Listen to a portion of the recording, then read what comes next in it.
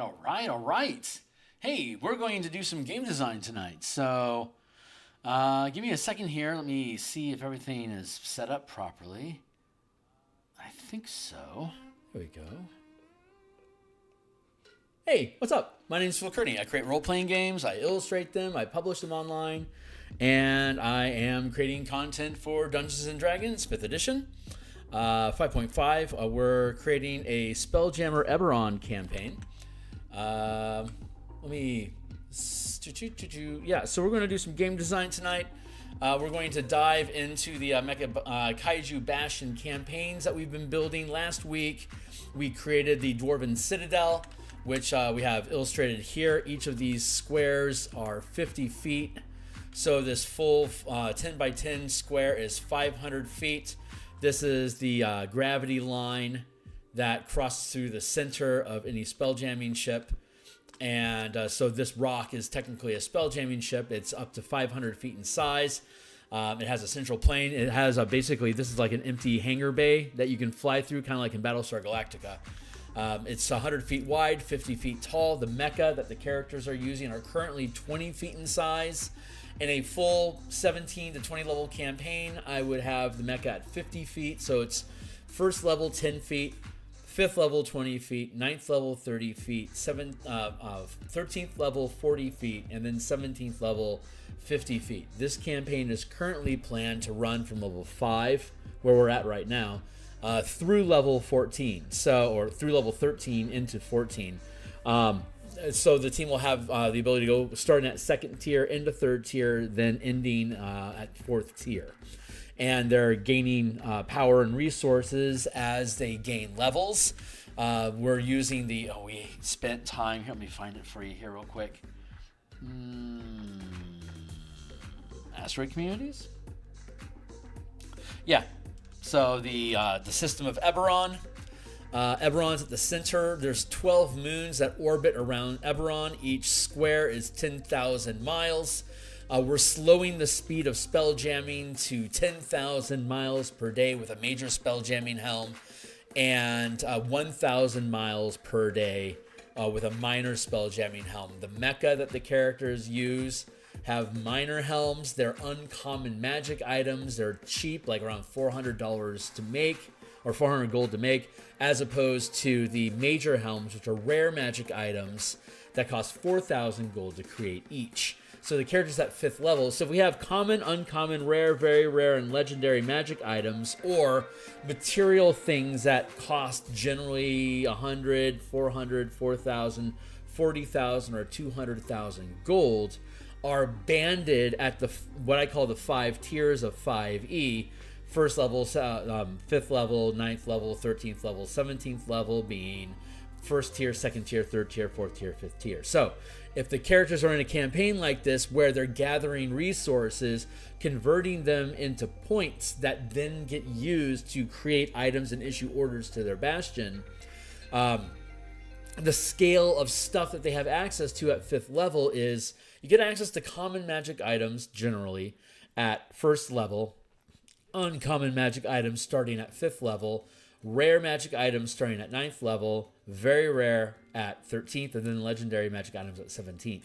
The players get to choose what items they make. So basically, they're gathering resource points that they then use to have the different smithies, armories, reliquaries, sanctuaries, arcane studies, and these various facilities that are in the Bastion system for 5.5, using those resource points that they're gathering from treasure that they're gathering from adventuring to then dump into the community, that then repays them by converting them into magic items that they use to go fight bigger, badder monsters as they proceed. So in the current campaign, the characters are at this square here in orbit between Furnia and Frisia. Frisia is the moon that is connected to the plane of frozen solitude, and Furnia is the moon connected to the plane of fire and conflict, I believe. So the campaign is sandwiched between fire and ice. How fun. So the team has been dealing with it. We're going to, if we zoom in, there, we zoom in. This is the 10,000 mile square we were just looking at as you. There's 6 communities inside of this 10,000 mile space. Again, major helms can cross from one side to the other of this square in 24 hours, while the mecha, the minor helms, can only do 2 squares per day. This is a 20 by 20 space. Each square inside of this space is a 500 mile square. So at 1,000 miles per day, that's roughly 50 miles per hour. A mecha can only fly 2, and once you leave the gravity of an asteroid, you can just drift to the other one, and it doesn't really take any energy to do it. You just got to get a good launch and have the right trajectory, and you're going to hit it. You have jump jets that can adjust your angle if you want to, but it eats up either mana or action economy to continue to change direction and steer in zero gravity space in your mecha. They're designed to be land walkers, but they have jump jet capability. The jump jets are less efficient than their land walking. So on the land, they're basically like human-shaped infernal war machines from Descent into Avernus. And we have a big kit of tools and optimizations inside this playtest document that we're using to build out their mecha to be unique machines that synergize with the class features that they have.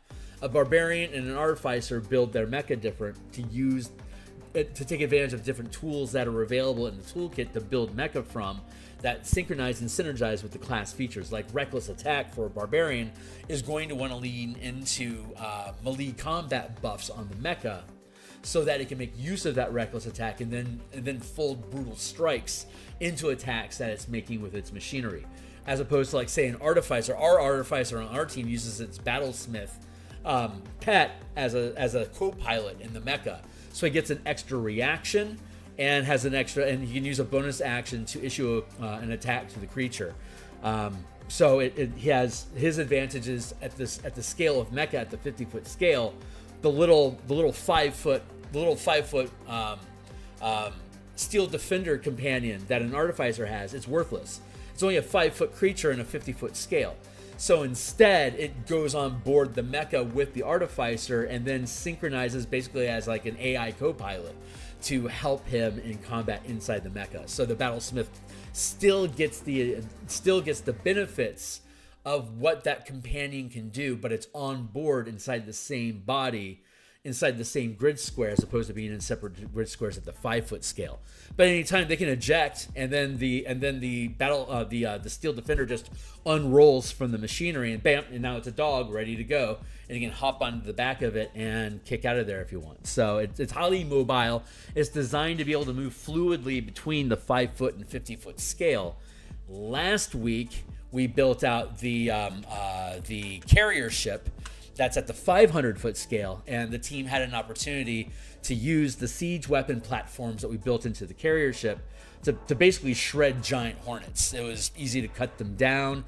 The big problem, obviously, with them is that as they continue to engage them, larger packs of wasps keep showing up, and with 3 of them showing up at a time, they're already starting to pose a threat to the team. So it's going to be interesting to see how they deal with it. But today we're going to deal with the Bastion asteroid that was found. There's a 300-foot diameter asteroid, a meteorite that hit the planet. And when they explored the crater site, there was a number of different craters and some landfalls that happened, and there was space bugs that were crawling around underneath the ground that they had to go and dungeon crawl at the 5-foot scale to go dig them out. But once they get done with that, they now have this 300-foot rock that's basically Bastion is an Eberron material. It's like adjacent to Mithril, in that it's demon slaying, like anything like outer planar type creatures like celestials, demons, fae. They're vulnerable to Bastion material. So when you hit them with Bastion, you're critting them automatically. So you're like doing double damage when you hit with Bastion. They're very dangerous to them. Lethal is when 1 point of damage kills them. Vulnerable is when you're automatically critting on them. Normal is normal. Resistant is you deal half damage to them, and then invulnerable or immune is you deal 0 damage. Oh, hey, what's up, Forge? It's good to see you, my man. Yeah, be welcome. Go ahead and lurk about. Yeah, great timing, dude. So I'm going to talk about this campaign. I'm going to prep the bashing facilities that we need to process this rock of Bieshk that the team found. It's a 300 diameter rock of roughly Bieshk ore. And Bieshk being basically of the level of quality of Mithril, it's worth a fuck ton of cash. But in the bashing campaigns, we don't worry about how much gold the characters are accumulating. When you're getting treasure, we convert it into a resource called Bastion points, which are spent on creating facilities or issuing orders to various facilities that already exist to create things for you, to research stuff. Like the team is currently using a pub bastion to get information from the community as a rumor mongering sort of thing. They did a die roll and they hit it was like a die roll of 17. So 10, 15, 20, 25, 30 is the cascade up in ranks from 1 to 5. The 5 tiers we were talking about earlier. The DCs associated with each tier is first tier is a DC 10, then 15, 20, 25, 30. So 5th tier, or like 17th level shit, is a DC 30 on D20 tests to accomplish using this system.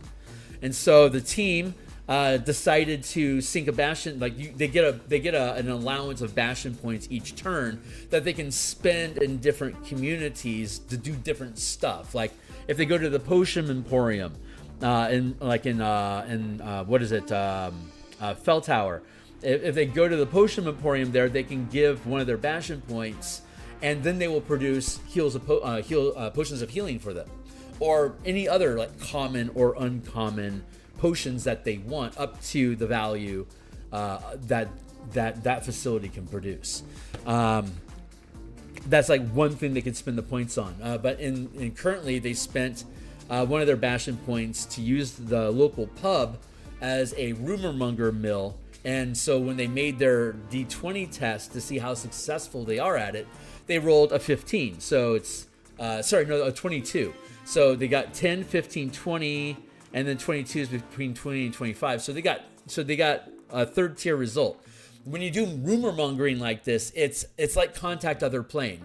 The players ask through the pub to the DM a question that the community would reasonably know the answer to. The DM answers truthfully. And with the result of a 3rd tier result, that means they get 3 questions that they can ask. So over the next like 4 adventures, they have 3 questions that they can ask, and I will answer to them truthfully what the answer to that is, if it's reasonable that the community as a whole would know.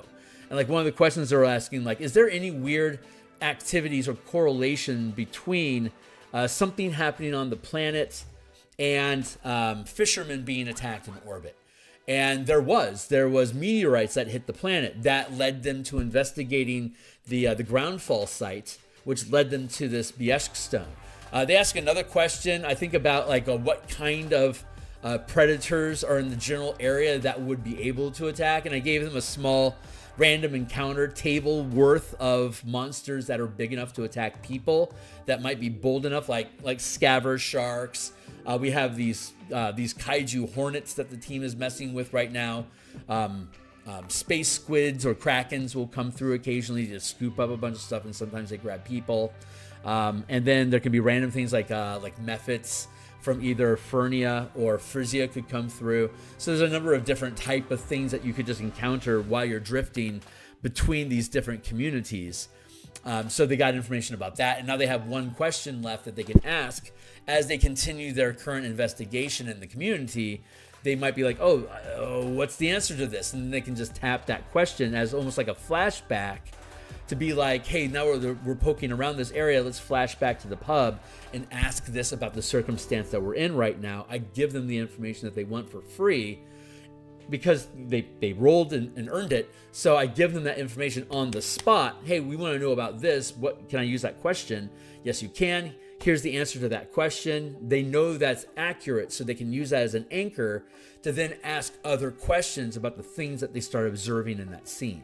So for an investigation type RPG campaign in the 5e game engine, having a mechanic where you can use ability checks to create like commune with nature, or the commune, or contact other plane, like divination spells that in the game say the DM will give you the answer to this question. Like those mechanics are active with this scaling 5-tier system. So the team has been using that. So if they cash in this BS rock, they'll be able to convert it into resource points, to these Bastion points that we now know can be used to gather information. They can research magic spells with them. They can recruit hirelings and ships.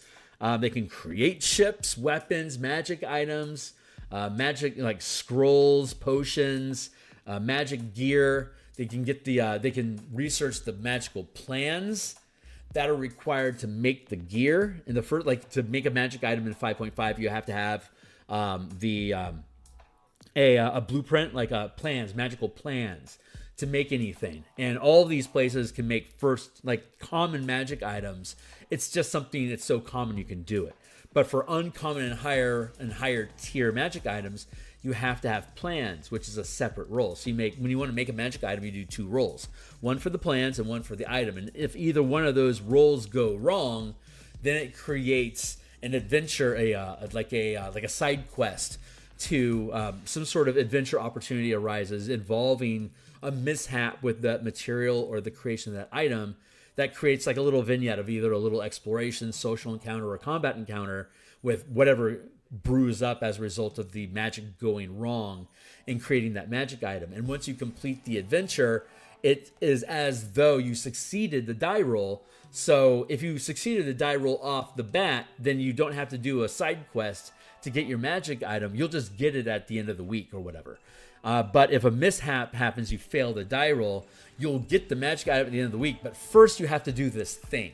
And then it becomes like a Candlekeep Mysteries sort of side quest adventure that you can do in like 2 hours or so and just have some fun fucking around and add some flavor to your campaign spontaneously generated by failing a die roll. And that way it's like a random encounter, but it's like creating random side quests involving socioeconomic structures inside your campaign. So it allows you to build this West March style of game, but you're not exploring hex to hex. Each hex that your team would explore would be, we want our bastions to produce this result for us. And that's a die roll. So if you succeed or fail the die roll is like while you're exploring, do you run across a random encounter or don't you? And can you evade it or do you want to encounter it? So that's the same thing as like, does a complication arise? Is it worth it for you to invest time as a side quest to resolve it? Because you can't make any more progress in that request until you do or abandon it and reclaim your resources to go do something else. And then you just wasted time. So it creates adventures, and it cascades off of, I want to make these things. And as you dip into more and more complicated or powerful stuff, the difficulty continues to ramp up 10, 15, 20, 25, 30. And you're rolling generally like a D20 plus 2 plus D6, for instance. That's going to be a range of 4 to 27. And the target number that you're trying to hit, like say, is 15. So if you're going to have a range of 4 to 27, you've got roughly a 50-50 chance of succeeding that DC 15. If you then try to push up to like a third tier item, that's a DC 20. And you've only got about a 30% chance of succeeding at that. And whenever you fail, it triggers a side quest. So then you go and resolve that side quest. You add narrative depth to your campaign. You've introduced new people, locations, and situations into the campaign that the players can tie into their own backgrounds and stories as they want, or they can just be standalone things that the DM weaves into something bigger later if you want. But you're just spontaneously creating these little opportunities for the team to go in and troubleshoot a problem that arises through social exploration or combat encounters. Whatever seems appropriate, depending on what the random encounter ends up being, whether it's a dispute or some sort of mystery or rune or chaos, something that comes up that has to be decoded. There's a number of different ways that you can play with it. And the intention here is, so having said all that, the BS stone that they're going to harvest is, let's go to the Bastion Campaign, and let's get into harvesting. So we're doing okay over here. Thank you. Let's scroll down here. So we're going to go to, these are the different facilities that we can have. And the settlement facility. Settlements. Harvest. You can issue the harvest order to acquire animal, mineral, or plant materials for crafting and empowering items of a rarity or value equal to the rank of this facility. So if we go to, like, say, normally, if we were to issue, like, say we go to a mining facility inside of a settlement. So the settlement's built around, say, an iron mine. And so it's a second-rank community. So that means they're capable of producing second-rank materials, which means up to uncommon magic items can be created from the material that can be extracted from this iron mine. So you use a bastion point. You get a budget of bastion points. You spend a bastion point to issue an order to have this now harvest material specifically for you to build into a magic item, an uncommon rarity magic sword that you want, or like a magic shield or a wand or something. The material, this is a second rank community. It can produce second rank materials, which can be used for second rank items that your characters are going to be appropriate for the characters to have at second tier, level 5+. So it all synchronizes together in this 5-tier system that 5e is built into, that no one ever really seems to talk about. So I like building campaigns around that tier system because it makes it really easy to take 20-level campaigns and bite them off in 4-level chunks. And having a power jump every 4 levels at 1, 5, 9, 13, 17, I can bite off chunks of a campaign and basically redirect the campaign to go in whatever direction the team is having the most fun on, and start gearing the campaign around those ideas and those circumstances to change the direction of the campaign, much like you would in a TV show that runs for 5 seasons with a plan of running a full 5 seasons, ending at the 5th season with a finale.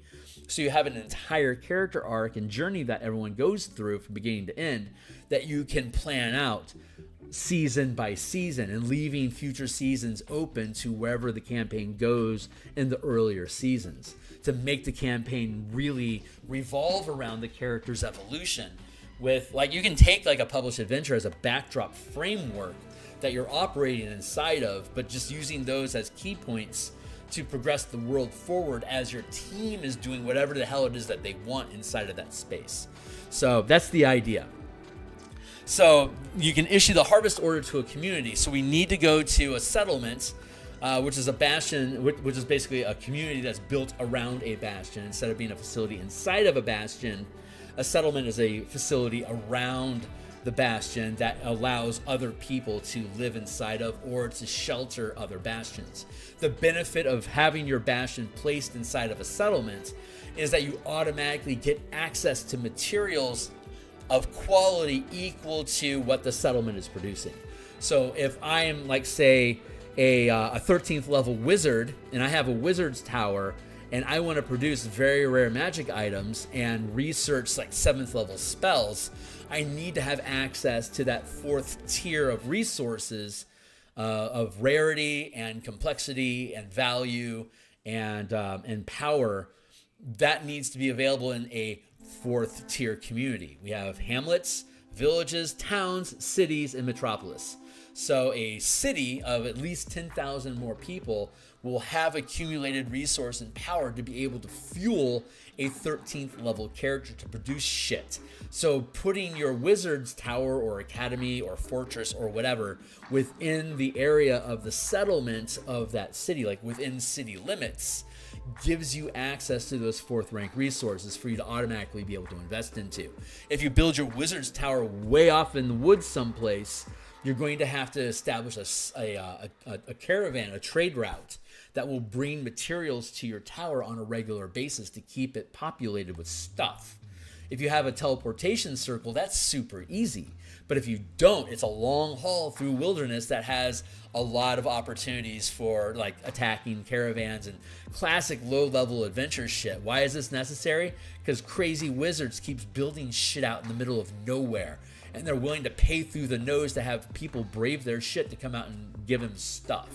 Like, that fuels the economy. I can't do this stuff in city because if my magic goes wrong, I have a mishap, I could kill everyone.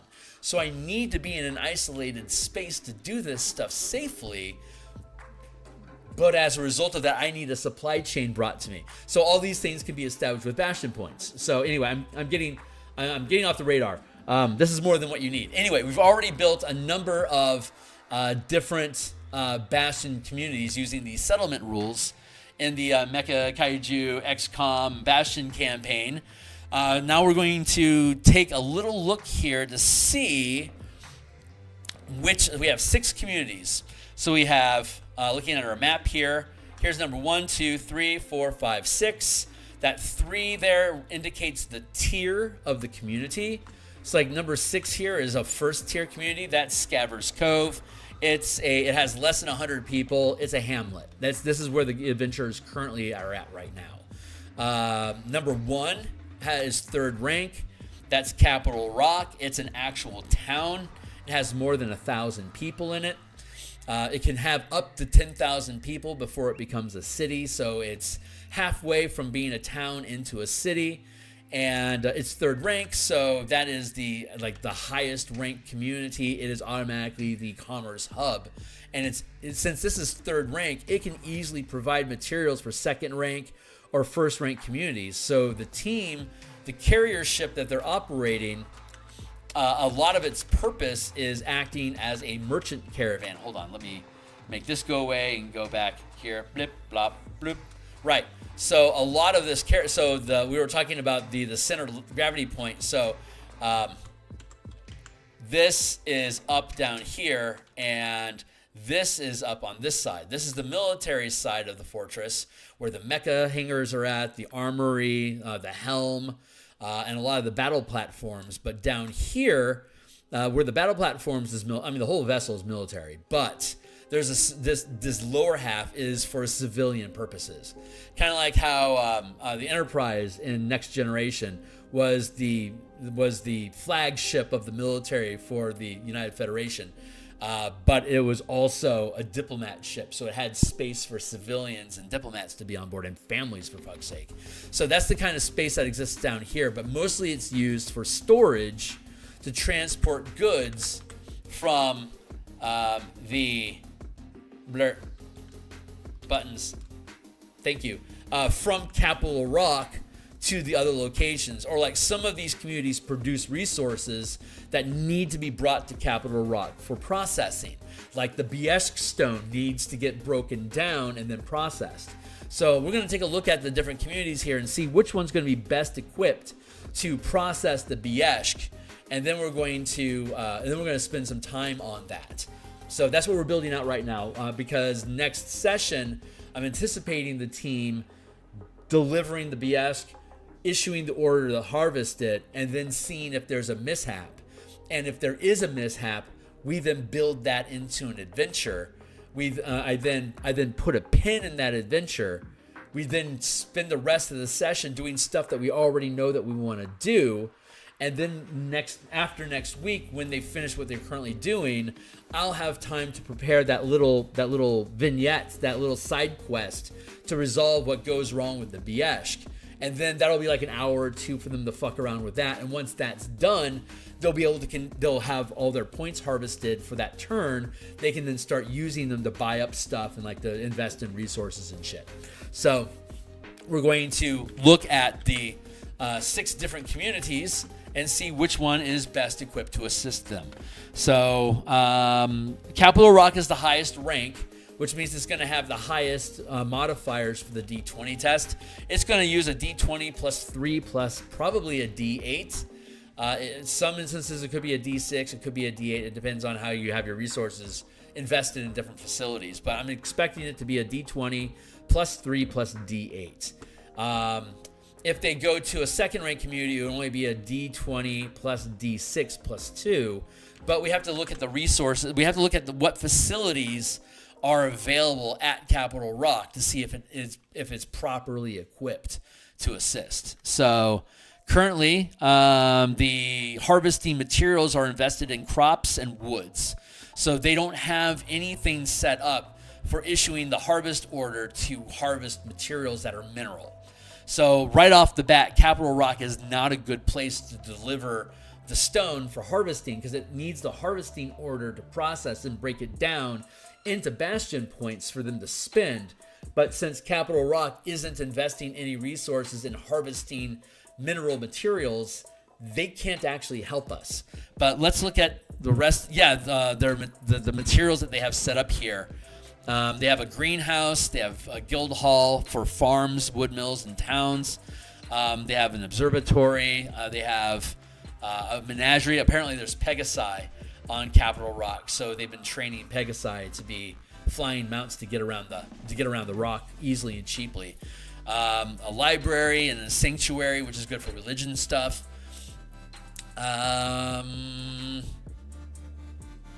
Nope. Yeah, they got the actual community itself doesn't have anything. However, let's look at the unique bastions that are inside Capital Rock. So Dol Ara's Bastion. This is a religious location. Dol Ara is one of the gods in the Eberron sovereign host. The patron of wisdom in battle. So this is a dwarven goddess. At least we're framing it as a dwarven goddess.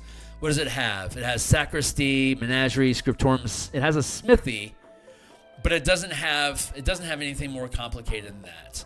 It doesn't have a storehouse. Well, what else you got? The core. Oh, this is the Warforged spy network, or the active Cannith, the Siren refugees that are working with the dwarves and gnomes in orbit.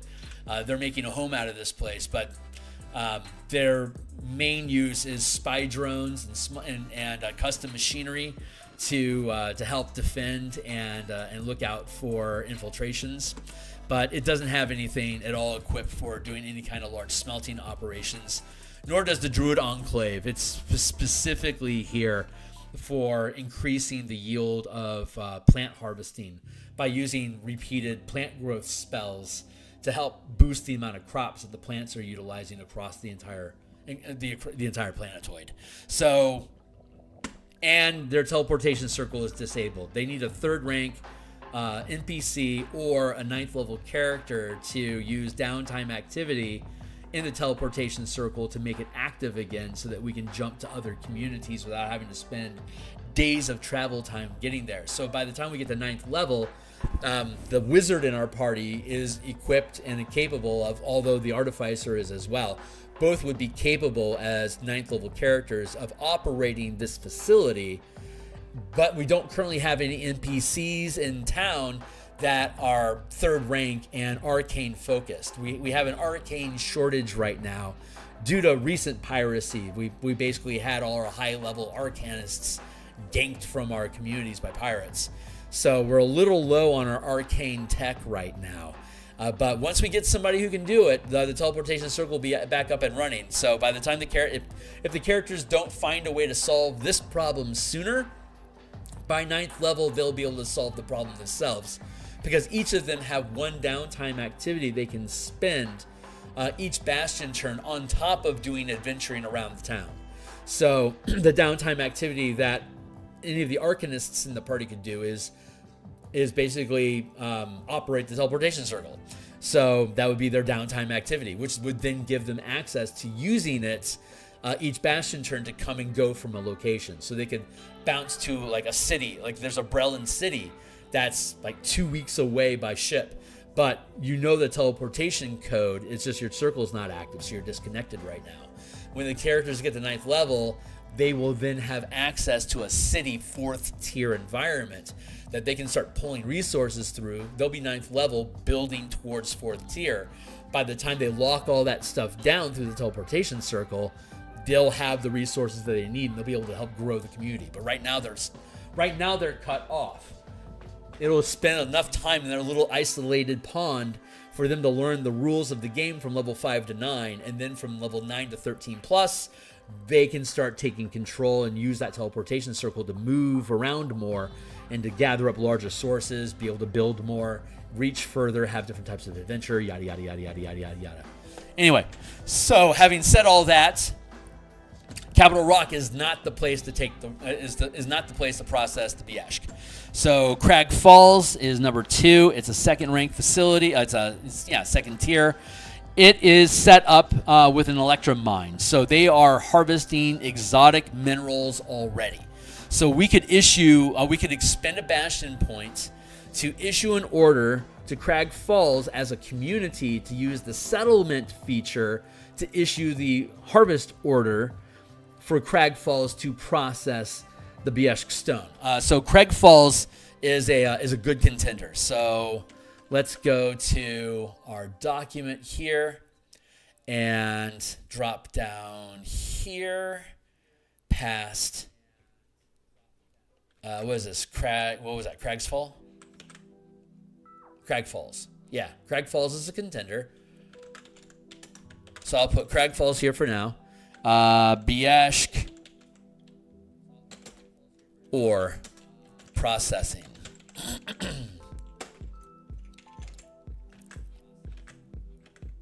So right after that, the settlement itself is already harvesting minerals. So we can definitely take it to Crag Falls for harvesting minerals. Let's go check elsewhere. Like their guild hall here is for mining operations. So we can issue an order to the guild hall specifically, if not to the community. We have a workshop which grants a bonus to harvesting materials. If they have a smithy, which also grants a bonus. It's first rank, so this would add a D4. The guild hall would add a D6. The community itself rolls a D6 at second rank. And so the guild hall, the smithy, the workshop. No, not the workshop. You need a laboratory. So we get the smithy and the guild hall and the facility. So we get a D6, a D4, and a D6. D20 plus 2. And then we'll roll 2D6 and a D4. And whichever result is highest of the D4, D6, D6, we'll keep the highest result and get rid of the other 2. Add that to plus 2 and our D20. The higher result we get, the more Bastion points we'll earn. So on that scale of 1 to 5, 10, 15, 20, 25, 30. So there's a total of 5 points that we could get if we could somehow hit a DC 30 on our D20 plus D6 plus 2, which is impossible. Your top cap is 18. Your top cap is 28. You can't possibly do better than that. So, but Bieshk is a high tier material. Like adamantine and dragon shards are tier 5. Tier 1 is iron and copper. Tier 2 is silver and electrum. Tier 3 is gold and platinum. Tier 4 is mithril and Bieshk. Tier 5 is adamantine and dragon shard. So those are the 5 tiers of minerals and ores that can be harvested or mined from asteroids in this campaign. And Bieshk is a 4th tier material. So that means whatever roll they get on that die roll from anywhere from anywhere from 4 to 28, anywhere in that range, they're going to earn Bastion points. 1 point for 10, 15, 20, 25, 30, up to, and they can't hit a 30, so they can get up to 4 points if they roll at least a 25 out of 28. So, but if they don't roll a 25 or above, they'll have a complication. Normally you have a complication anytime you roll below 10. But when you're doing a skill shot on a particular task, like if I want to make a legendary magic item, I have to roll a 30 on my Bastion test. Otherwise, a complication arises. You have a 75% chance at 17th level, or rather a 5th tier Bastion, there's a 75% chance that you will have a mishap when you attempt to make anything with a DC 30 through your Bastion using this system. So at high level, it almost guarantees you got a 3 out of 4 chance of generating a side quest to get your legendary magic item. Don't you think that's suitable? The lower the level, the less likely it is that you need a special quest to make your magic item.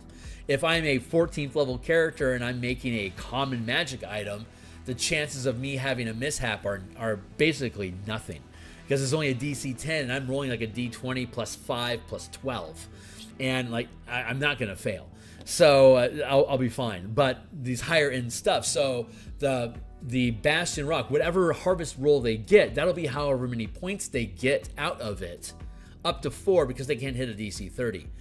But as a kicker, if they don't get at least a 25, there will be a mishap. So it's like a two-edged sword, right? The die roll doesn't matter. Like you can't fail, because you're going to get points. No matter what, you're guaranteed to get points out of it. The die roll will determine how many points you get, and the lower you roll, the more the higher it is chance that you're going to have a mishap happen. So I will be designing a mishap. When they make the die roll, we will see what they have, and I have an idea of what it might be, but I don't know what the mishap is going to actually be. We have a mishap table in the Bastion system. Like, let's go down here. Actually, this is a fun exploration, because we'll be doing this on Saturday.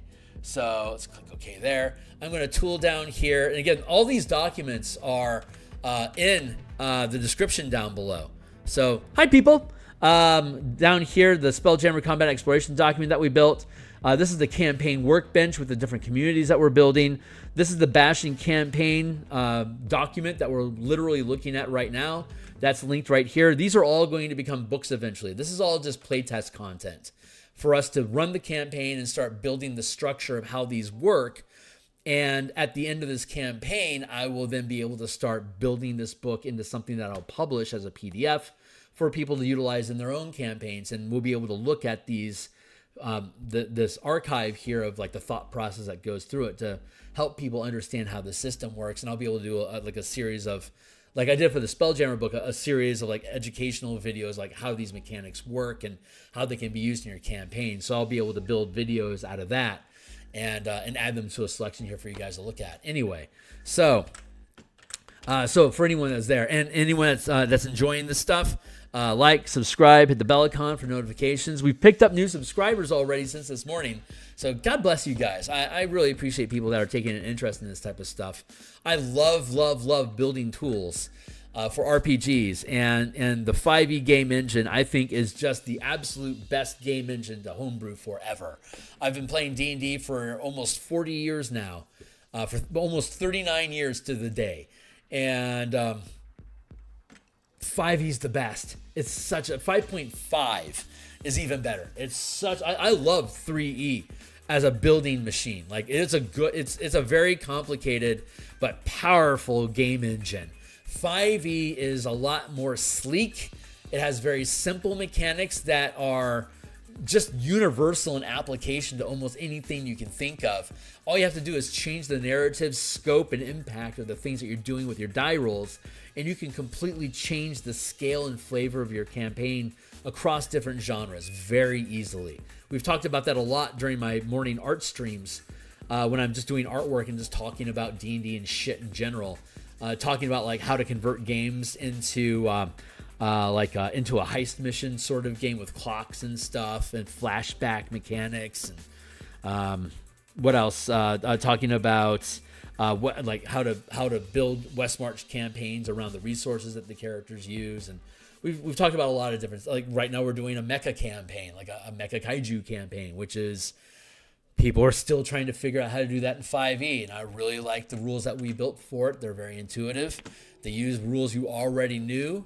We're just flavoring them differently and creating connective material between the 5-foot and 50-foot scale so that it's a seamless transition between them and to the 500-foot scale, to the 1 mile, 10 mile, 100 mile, 100 million mile, all these different scales of grid that we can operate in with ships that can move them 100 million miles per day.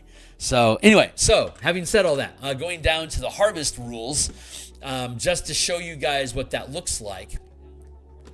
We want to go. We want to go look at complications. So, hold on real quick. Actually, since we're here, let's do a quick pit stop in the actual harvest rule. So, harvest, settlement, reliquary, and garden. So, you can gather materials for crafting non-magical items or empowering magic items. There are 3 types of materials that can be harvested: animals, minerals, and plants. See Appendix A further down below for the list of what type of materials are needed for every type of item that you could create in the player's handbook. The specific material required is decided by the DM and players as appropriate to the campaign. Like if you're running Dark Sun, you're not going to have mineral materials unless it's like obsidian. But like you might have a lot of animal materials because you're like using tank chitin for armor, or bones, or like you're using half giant hair for rope instead of hemp, right? So there's like you can switch materials around. Like a weapon might be described as being created with a mineral component like iron, but in a campaign like Dark Sun where you don't have any, it could be plants or animal materials, and then you just describe how it's being made. In that sense, like a druid could have heavy armor made from plant or animal material instead of mineral materials, because it's like, yeah, I just want you to use this dense bone, and maybe you have to go on a quest to go get that dense bone to make the armor out of. But that's a fun quest for a druid to go on. It's super cool. So anyway, so the value of items that can be crafted or empowered by the materials harvested is limited by the rank of the facility that is harvesting the material. So facility rank 1 through 5. The value of the item corresponds with magic item values in the DMG. 100 gold for common items, 400 for uncommon, 40k for rare, 40k for very rare, 200k or more for legendary items. The harvesting DC 10, 15, 20, 25, 30. Duration of harvest, week, month, season. This is for larger scale operations. Like, for example, we're going to go to a second rank community to harvest the Bieshk rock. It's only going to take, at second rank, it's only going to take a week for us to be able to harvest it. But if we were, because the value of a bastion point at second rank is so much less value than a bastion point at fourth rank. It's 10 times, it's literally 100 times the value of second rank, 10 times the value of third rank. So it takes longer for them to process that level of value for each bastion point, because the value of a bastion point scales up with the rank of the bastion. So a low rank bastion, if they have a bastion point, it doesn't mean nearly as much as a high rank facility or a high rank bastion with the same one bastion point. They can do more with it inside their own facilities than what a first rank facility could do. Like you can make a pair of shoes. Fifth rank, we could make a teleportation circle that'll take you to heaven. You know, big difference in transportation there. So that's that scaling idea. So again, here's your DC set for the rank of the materials that we're operating with. Rarity of materials indicates the quality of exotic nature of material required to create a magical item. For example, if creating a rare magic sword requires an exotic alloy, a third rank facility harvesting minerals can provide the required material. And you don't really have to be specific about what that material is. Like if you specifically want your sword to be made out of mithril, then you're going to have to go find a mithril mine to get it from, or somebody who has mithril, because you insist it has to be that narrative element. But if it's like, yeah, I just want to have a third rank sword created, I just need a rare sword. That's what the vicious weapon is. I want it. Well, then if you have a silver mine that's nearby, when they give you it, maybe it's like this, like crazy, for some reason it's crazy irradiated silver that feels like mithril, for instance. Like you can make up the narrative, but if the settlement can provide the material, it's now up to you to decide what the narrative of that material is to make it a unique magic item distinct to that area. So when you're fighting monsters and looting people in the future, and you find magic items like this cup is made out of silver that's so radiant that it literally has a glow to it. Like, where does that come from? That comes from that town that has that third rank silver mine that just creates this dazzling silver material. It's powerful stuff. Like, you start creating these neat little narrative chunks where you can drop in exotic materials on various items. It's like all this armor is made out of wood that I swear is dripping sap. It's like, yeah, there's a forest out west that has elven druids that have been making living armor for thousands of years. It's amazing that it's here. It's gone without sunlight for years. If you bring it out into the light and heal it, you can X, Y, and Z and attune to it and blah, blah, blah. Like, you can make up this cool flavor based on the type of materials available in the location that is creating the magic items that you want for your characters. You see that element there? So that's a fun idea. So when we make our harvest check, we're going to go down to the complications table, because if we don't hit that DC 25, we're going to have a complication, which is going to create a side quest. The intention of this campaign that I'm running is to have occasional organized kaiju attacks that the team gets to test the mecha Spelljammer mechanics against giant-sized creatures. But the rest of the campaign is designed to go through these complications and these side quests to start generating a campaign around random events that happen. So I didn't know there was going to be a meteorite of Bieshk stone that would hit the impact site. But when they went to investigate it, I needed to know what it was composed of. And there was a 15% chance that it was going to be made out of something exotic. And it was. And then they rolled an 8, and 8 equals Bieshk in the exotic material table. And now they've got a potentially incredibly valuable piece of rock on their hands. It's going to give them a lot of Bastion points. So let's scroll past creating armies and military conflict, because we have a mass scale combat system here to use bastions versus bastions, utilizing bastion points as both mana to attack each other with and as your hit points. So it's as though the Blood Hunter, like they can sacrifice hit points to do things. Like, imagine instead it was hit dice. So like your Blood Hunter has, let's make it hit points. Like your Blood Hunter has, like, say 45 hit points. And every time they want to do something, they have to spend 3 to 7 hit points to do it. They're burning down their pool of hit points to survive, but they need to use those hit points to do all the cool things to win the battle. So they're taking damage no matter what. And that's what happens when bastions get into conflicts.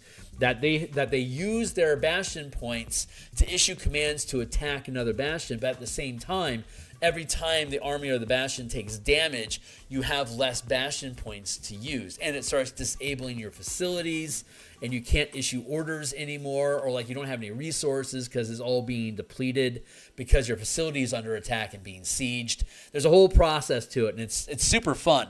But it's basically just an ability check. It really just boils down to an ability check. And you make a number of attack rolls, and then it's like opposed grappling in 5e. If you're initiating a grapple, you make a strength or dexterity, athletics or acrobatics check, and the opponent does the same, and whoever has the higher result either is grappled or isn't. It's the same thing with this system. If you have an army attack a bastion, you're going to make your bastion check to attack. The target is going to make their bastion check to defend, and whoever ends up higher, if the defender has a higher roll than the attacker, no damage. If the attacker rolls higher than the target, then that target takes damage. They now have less bastion points, which could reduce their die roll, and it could become a death spiral. So it's interesting. There's a passive armor class for each bastion based on their tier, 10, 15, 20, 25, 30. So like a third rank community has an armor class of 20. And regardless of what, like, you spend orders, like you spend bastion points to parry attacks. So every time you want to roll to defend your bastion against the attack, you spend a bastion point to do it, slowly depleting your resources, just like the army slowly depletes their resources every time they issue an attack. And eventually you'll whittle down your supply, your bonus pool. And if you want to issue extra orders, you're literally going to have to sacrifice crew, members of your army, troops in your army to go out to carry out that order. But it will end up killing them, whether they do damage or not, because you sacrifice the bastion points that those soldiers held to make an extra attack beyond your budget. So you want to budget bastion points to be able to issue orders. But once you run out of bastion points, once you run out of your budget of bastion points, you either have to wait for your supply caravan to come in and give you a new supply of budget points, Bastion points to spend, or like I just said, you have to send troops off to their death to try to make a difference. And you see a lot of like in World War I, of pushing lines through foxhole trench networks, outside of Germany, France, and stuff. So you would have to force troops through, knowing they were going to die. So you had to sacrifice your Bastion points because you ran out of reserves. This is all we have, and for us to be able to make ground in this assault, we have to spend Bastion points equal soldiers and let them die for us to issue this command to attack. And hopefully we'll roll above their passive armor class, and God willing, if they don't spend a Bastion point to actually roll, because if they roll, they could be above the armor class 20 that we hope that we need. But if they're exhausted and they don't want to sacrifice men themselves, keep their troops alive, they might just see if that armor class 20 will hold. If it doesn't, they'll take hit. So like they have to gamble that. And the higher rank your structure is, the higher the armor class is, the more likely it is that you're not going to take a hit. Like at the 5th tier, 17th level 5th tier characters assaulting a Bastion, using that D20 plus D12 plus 5, there's only a 25% chance that they'll succeed against an armor class 30. So the bounded accuracy curve actually works really well. Massive fortifications have that defender's privilege of being most likely unhurt. So that would then require a team to go in and sabotage facilities that are building up their defenses. So you can take out their barracks, take out their armory, take out their fortification facilities to drop their armor class down to 10. So it's easy for you to cakewalk over them. But you need a series of sabotages to specifically attack those facilities, which are really cool adventures that you can send characters on to do, like demolition squad, sort of like SWAT team encounters that might take only 2 or 3 hours to do. So a lot of one-shot potential opportunities inside of this, so it could be episodic by nature. But rambling again. I love this stuff. Forgive the rambling, but it's really, really... It's like right here, it's talking about sabotage and the damage that you can deal. Anyway, okay, here we are. Bastion events and complications. So while we're going to be mining the Bieshk, we go down to the harvest orders. So there's 6 orders that can be issued in the Bastion campaigns through the DMG. There's crafting, empowering, harvesting, maintain, recruit, research, and trade. That generally do what you think they do. Maintaining is like maintaining a lifestyle for your facilities, or like defense, like keeping the place free of rabble rousers and stuff. That's generally what maintain means. Paying the rent and keeping the peace is generally what maintain is. Crafting is non-magical items. Empower is magical items. Recruit is either like hiring NPCs to man facilities, become sidekicks. The characters in our campaign can use the recruit action to gather more troops to act as weapon engineers aboard their spelljamming ships, or just to operate more ships as they acquire them. Research can discover magic spells, the magical plans to make magic items, or to do rumor mongering or like lore research. And then trade replaces, again, harvesting, we just talked about that. But trade can replace harvesting, crafting, and empowering. Like harvest lets you gather material. Crafting lets you make things from material. Empower lets you enchant things from material. But trade lets you get all those things already made. Like, I might not have the facilities to create a specific type of magic item because, like, I'm not a druid.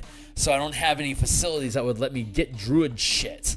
But if I have something that allows me to trade, I might be able to find someone who can get a hold of that good druid shit, so I can bring it into my facilities, whatever it is. Maybe I want a sword of thorn whipping or something, and I need a druid to make it for me.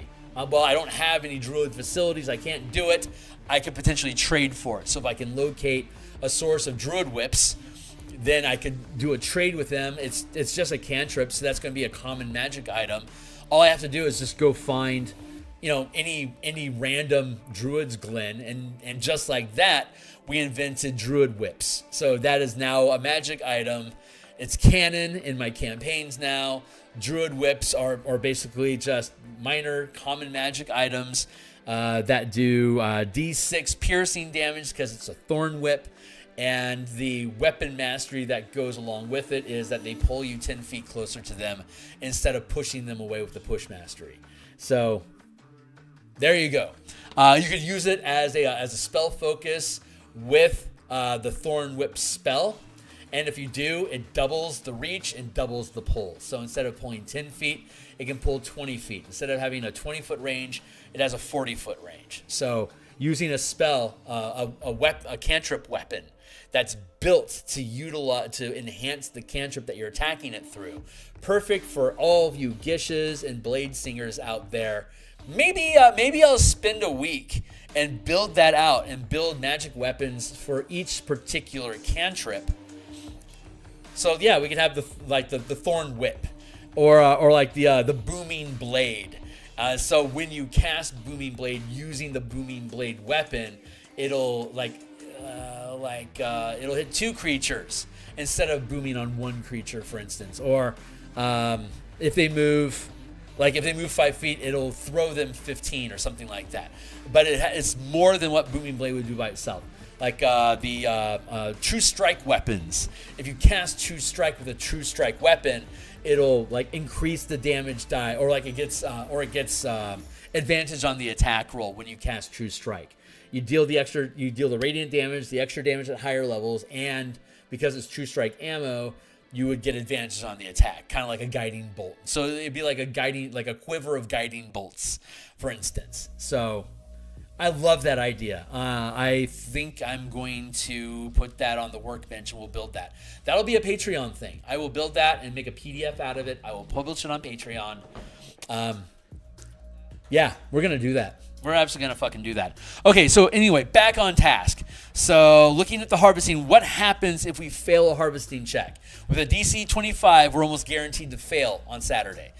So when we fail the die roll, we roll a D6. You can't solve a harvesting problem with harvesting. You already failed at harvesting. So there's 7 different orders that can be issued in the Bastion campaign. So when you fail at one order, you have to use a different order to fix it. So it's easy. You roll a D6 in alphabetical order. So let's say I roll, or rather the players roll a 4. So now the issue is involved with recruiting. So we want to break down this Bieshk stone, but before we can, we have to recruit. Hirelings are harmed by a mysterious accident. Issue the recruit order to hire additional labor while the hirelings heal, or so that would be a passive using a Bastion point to just issue an order. So hey, our crew got hurt. We need replacements. Okay, great. I'm going to spend a Bastion point to recruit new people to come in and take care of this as substitutes while the current crew heals from whatever happened. But instead, we can create an adventure to investigate the mysterious accident. So, and in this campaign, if they have a number of orders that they're issuing, I'm going to make them go through all of these complications. I'm not going to let them just buy them away until they start getting so many complications that they can't get to all of them during the game. If they got 7 complications stacked up and we only have 2 more sessions before we're going to have a Bastion turn rollover, they're not going to be able to do all 7 of them. And even if they could pay for all 7 of them, do 2 of them, and then we'll relegate the other 5 to a Bastion check to see if it can resolve itself. Otherwise, it sticks around as a complication that will linger until they resolve it. They can't get what they wanted from that. So in this instance, we're looking at harvesting the stone, something goes wrong, people are hurt when they try to do it. We've already talked about this a lot in Eberron asteroid campaigns. When you start cracking open asteroids, there's a chance that Kyber can pour out and then coalesce into an aberration monster and start killing shit. So if you take this back to your smithy facility and you just crack it open, because let's harvest some Bieshk as a high value item, the chances of something horrible inside of it are incredibly high. If it was just a rock of copper, very little threat unless it's huge and there's enough depth to allow the Kyber to coalesce deep in its core. But a small thing like this, like adamantine or dragon shards are so high tier that even just like picking up like a cell phone size of rock and then processing it into a dragon shard you can use to hold mana, that could release a demon that attacks your gym shop. Like, it's that fucking dangerous. So these things get really, really dangerous. So the team will know this. They'll know that it's likely whatever complication happens is probably going to have something to do with cracking this rock open. So when a complication arises, this is going to create most likely a combat encounter with a monster that's interested in just killing everything because it's a demon that just got released from its prison, essentially. So, but all of these are kind of like that. Crafting check. Equipment required to harvest material is damaged, sabotaged by a creature, weather, or rivals. Then you would have to issue the craft order to repair or replace the equipment, or it becomes an adventure to discover the source of damage or sabotage to prevent more complications. Well, if you're trying to use your second tier material equipment to try to crack open a fourth tier material, chances are you're just breaking your shit on really dense stuff, or worse, your material cracks open the rock, and when the Kyber poured out, it dissolves your equipment. So now you have to fight the Kyber creatures that emerged. Like all of these, we could word into, you cracked open the rock, evil came out, you now have to fight it. So the characters are going to have this 300-foot rock of Biesh that fucking know it.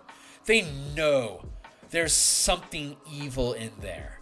They either have to take the rock and fling it out into space and forget about it and make it go away so they don't have to deal with it, and they lose all those resources by flinging it away, or they ready themselves, get the miners in there to crack open the rock and have weapons ready for whenever pours out and coalesces into evil, they're ready to fight it. And that becomes a side quest of, you got to kill this thing that's pouring out. I'll create a zany monster. It'll fuck with them. It'll be a Pacific Rim style combat with their 20-foot mecha, or if it's particularly in. I think since it's the Kaiju campaign and it's a 300 chunk of rock, we'll go with mecha.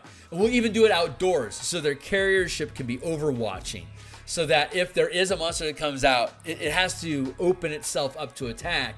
If it has any kind of cover, it's not going to be able to be attacked by siege weapons. In these campaigns, siege weapons can only attack small targets, like things smaller than 50 feet in size, if they don't have cover. If they have cover, you can't attack them with siege weapons. So, like, the rock itself would provide cover until the team is able to lure it out and hope that it doesn't find more cover. And while it's lured out and exposed, they can start hitting it with siege weapons to kill it quick. You know, dealing D8 times 10 damage per trebuchet hit. They've got a lot of damage they can deal to it, but they got to pull it out into the open so they can bombard it. And when they do, the rock dies. They can then harvest it like usual, and they get their Bastion points, anywhere from 1 to 4 extra Bastion points that they can spend on anything they want, anywhere they want. If they want to add Bastion points and put more facilities inside their ship, they can do that. If they want to improve the rank of the Scaver Menagerie that they're using right now to research creatures that they're finding, it's only first rank right now. They could advance it to second rank by putting 2 points into it. So it would then advance and they'll be more useful to them and they can do more things with it. Like, that's the way they could use their points. But we don't know how many points they're going to get. And we don't know what they're going to do with them. But they're going to get 1 point for free automatically when they gain a level to invest in whatever they want, and then off of this material, this treasure that they're building. So this is the right order. We know that Crag Falls has the facilities necessary to do this. So Crag Falls is a good contender, but let's see if there's another facility in here somewhere that might be more suitable. Here's Redstone. Redstone, which is located over here. It's also a second rank community, which means it's a village. Anywhere from 100 to 1,000 people is a village. Anywhere from 0 to 100 people is a hamlet. 100 to 1,000 is a village. 1,000 to 10,000 is a town. 10,000 to 100,000 is a city. And then anything above 100,000 population is a metropolis. So those are your 5 tiers of communities in the 5e game engine. Redstone. Harvest material includes iron mine. So we could take it to redstone to harvest. Storehouse. Iron mining guild hall. It has a lot of barracks. It has 80 troops. 80 out of 100 troops. Jesus. Gaming hall. Garden. Lifestyle. Comfortable lifestyle. Unique bastions. Is Gully Fort. Oh, that's right, because this is built out of a fortress. That's why there's so many soldiers. Let's see. They have the mining refinery. Ooh, this might be the right place to go. I think Redstone's going to be the one. They have the mining refinery, which is a smithy plus to the harvest roll, storehouse plus to the to the harvest roll, laboratory bonus to the harvest roll. They've got 3 facilities here that'll give us a bonus. It'll be a plus D6. Again, we only keep the best result, but we're going to throw 4 6-sided dice. I'm going to do that right now just to demonstrate how that feels. Let's take 4 6-sided dice, and the higher we only keep the best one, but this place is so kitted out to do this shit. I just rolled a 2, a 2, a 2, and a 6. So we would have gotten a 6. That would have been and then I'd roll my D20. So I'm going to roll my D20 on top of it. I rolled a 7. So 7 plus 6 is 13 plus 2. That's a 15. So I would have gotten the team 3 points, 3 Bastion points just now, but I triggered a Kaiju attack. So Biashk is going to, the Kyber will pour out of this stone when they crack it open. It's going to coalesce into a monster, and it's going to start attacking everybody. So it'll be an initiative roll, and it'll just be a brawl from the get-go. So yeah, it's a little cheeky, but it's kind of like in Path of Exile when you get like the treasure chests. That when you open them, it spawns monsters, and when you kill all the monsters, you get all the loot. You don't get the loot until you kill the monsters.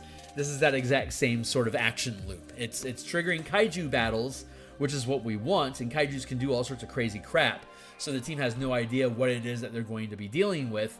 I have between now and basically either this Saturday or the following Saturday is when they're going to decide to do this. It just depends if they want to go fight wasps in a wasp nest, or if they want to do this first. Like, these are the 2 things that are on the table. But we have 2 Kaiju battles that we know of. They're going to go try to kill the wasp swarm that's killing people in their community. And they're going to have they could roll a 25 or better. Maybe they'll avoid the battle, but I'm anticipating that they're going to have a battle. So I'm going to be building a Kaiju. I will not build that on stream. Spoiler alerts for everybody. I don't want to reveal my secrets, but I will be building a unique Biesk-style Kaiju that'll crack out and start fighting everybody. So that is on the way. It's almost guaranteed. This is just a reality of the campaign. The characters know this. Everyone knows this.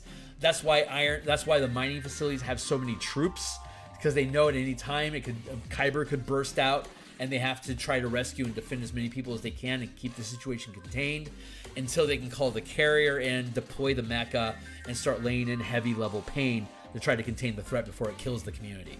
So at any time, there could be an eruption out of a mine, and all these monsters just start charging down the mountain at the community, and it's like, shit, they're going to be here in less than an hour. How far away is the carrier ship? And it gets to be a lot like Dune. Are we gonna have a hauler carrier or a spice miner away before the giant worm eats our ship, or are we stuck here and we have to start running on foot? Tell us what we need to do here, guys. And it's gonna be a similar circumstance as they crack open these rocks. In a more advanced campaign, the player, my other team that I have on my Wednesday team, they're running an asteroid mining operation that this is common for them. Every adventure, they're cracking open a different type of rock that's of various, anywhere from a mile to 100 miles in size, that they're trying to dig out as much material and break it down at a global level, as a large corporation, to be able to break down these rocks, to be able to build structures in space, like entire refinery facilities floating in orbit. That's what they're trying to fuel and fund to build. So when they go into these rocks, they'll find labyrinths, underdark labyrinths with all sorts of Kyber shit and monsters and weird alien fungus type things and all sorts of shit that they'll find down in there. sometimes it leads to other planes of existence, and they have to keep an eye out for like when they cross that line.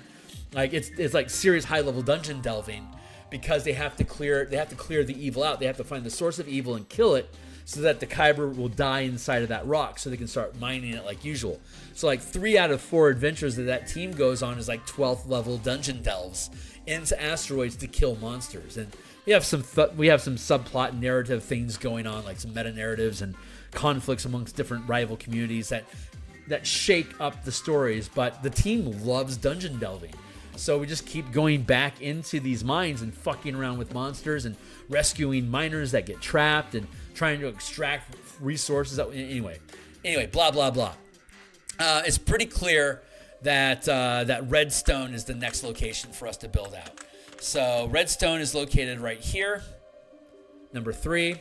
So let's start extracting Redstone into our document.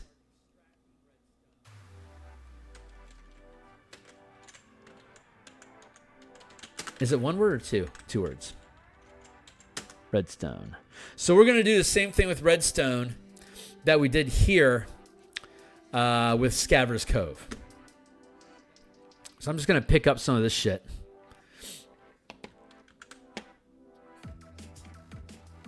Drop down here. And let's start building out Redstone. Redstoner.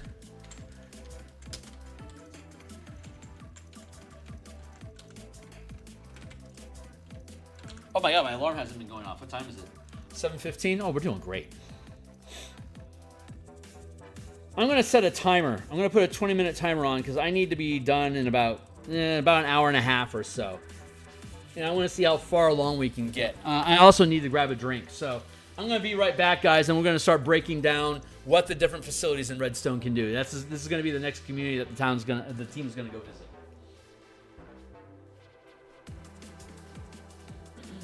I'm forever blowing bubbles.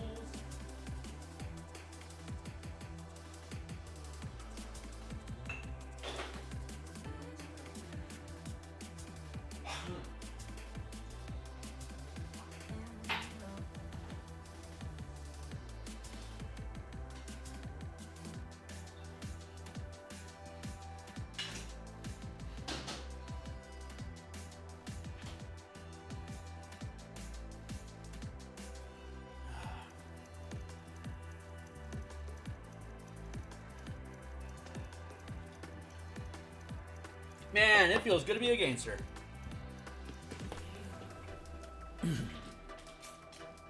I hope you guys are all having a good time. I love doing this stuff. It's a lot of fun. I know I'm kind of a blur, but I love this stuff. It's super fun. Hopefully you guys are kind of catching the vibe. Anyone that thinks this stuff is fun, like, subscribe, hit the bell icon for notification. I stream like this on Mondays and Thursday nights, as well as often on Saturday mornings. Excuse me, my chair sank. And I do artwork for the books that we design. I also do the artwork. So right now in the mornings, we're doing a book cover for a Spelljammer Subclasses book that I've been building. We're almost done with the cover. We'll start doing the interior artwork next. Once the interior artwork is done, we'll publish it on DMsGuild, and then we'll move on to the next project, which I guess is going to be cantrip weapons, like we just talked about. I'll take a week or so and take a tangent to do that, and then we'll get to work on martial powers and the color mana system. I want to start doing stuff. I want to start doing stuff on my Patreon. People that have invested into it, they've done so mostly because they just wanted to pay me monthly for the free previews that I give them of the books on DMsGuild, instead of actually buying the books. And that's totally cool with me. Whatever works for you. If you can only afford $1 a month because this is a side hustle, like this is a hobby of yours, and in a world that doesn't give you a lot, if you want to pay me $1 as an appreciation, then God bless you. If you want to actually just buy my books outright, they all have 100% free previews for you to read. They're all linked down below. Everything that we're working on right now, I don't know if this campaign itself will be something I actually publish. Probably not. Let's see, population 769.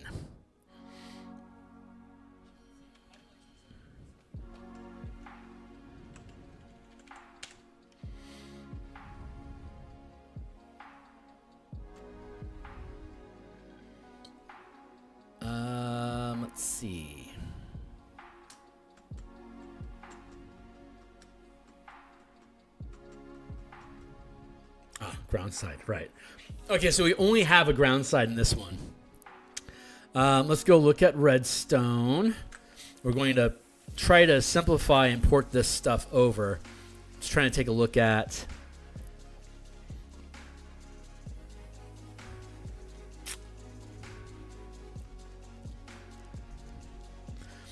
Okay, so we want to look at the facilities that specifically do something for the characters. So, settlement, issue, harvest, order to process, asteroid, loot.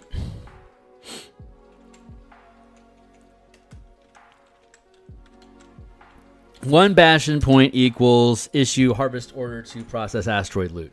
So it's going to cost you one bastion point to issue the command, and you're going to get anywhere from 1 to 4 points back. So there's going to be an erosion there. But the team gets 1 point per character every bastion turn that one of them could choose. I'm going to spend my bastion point to harvest this because that point they got was free, so they'll get up to 4 points permanent.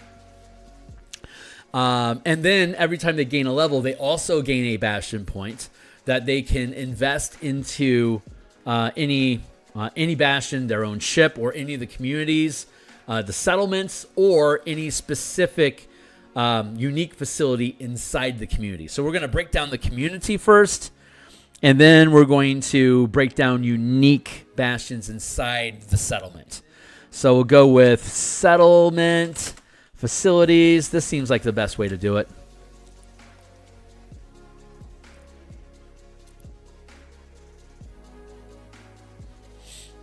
And the settlement itself for one bastion point. Let's see. It's a second rank. Facility. Second rank. Settlement. And then, what is it? Benefit. We'll do it like this.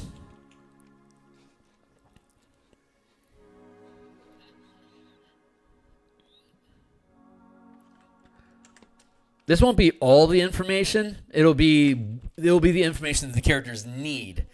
Rank, settlement. Let's go with let's go with Bastion die, which is going to be 1d6. There you go. And let's see. And they have the settlement itself, and then we have a storehouse. And 2 barracks. Gaming hall. See, check this out. This barracks has 80 troops in it.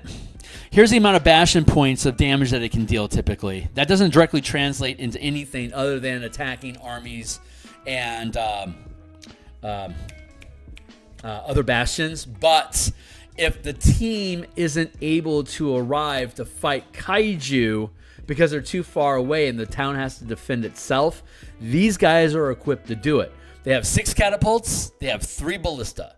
They do 3d4 times 10 damage each for the ballista. And they do d6 times 10 damage for each catapult. So the total damage is, bludgeoning. And this is piercing. So all weapons combined is 66 times 10 bludgeoning damage and 3d4 times 10 piercing, which you can use to damage Kaiju directly, or each Kaiju, depending on its CR and size, is ranked 1 to 5. A first rank Kaiju is going to have D4 bastion points worth of damage it can take before the community is able to chase. Like if they can deal like 4 points of damage to the Kaiju, it will chase that Kaiju away and it'll go away. A second rank Kaiju will have 2d6 bastion points. A third rank Kaiju will have 3d8 bastion points. Fourth is 4d10 Bastion points. Fifth is 5d12. So a 5th rank kaiju, like let's say 1,000 foot space kraken CR26, decides to lope through and just hoover up everything with its massive tentacles, just destroying everybody's homes. It will need to take about, like, say 45 Bastion points of damage, and this second rank community can only do 2d6 damage per round. So I'm sorry, here it's showing d6 plus 2 Bastion points of damage per round. So that my seat sank again. So this 45 point kaiju is taking 5 points of damage per hit. Meanwhile, it's dumping d12 plus 5 damage on that community.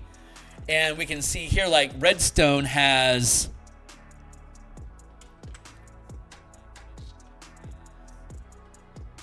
17 Bastion points. So it can take 2 or 3 hits. God damn, my seat's sinking again. The hydraulics in my chair are giving out. So it's being cantankerous.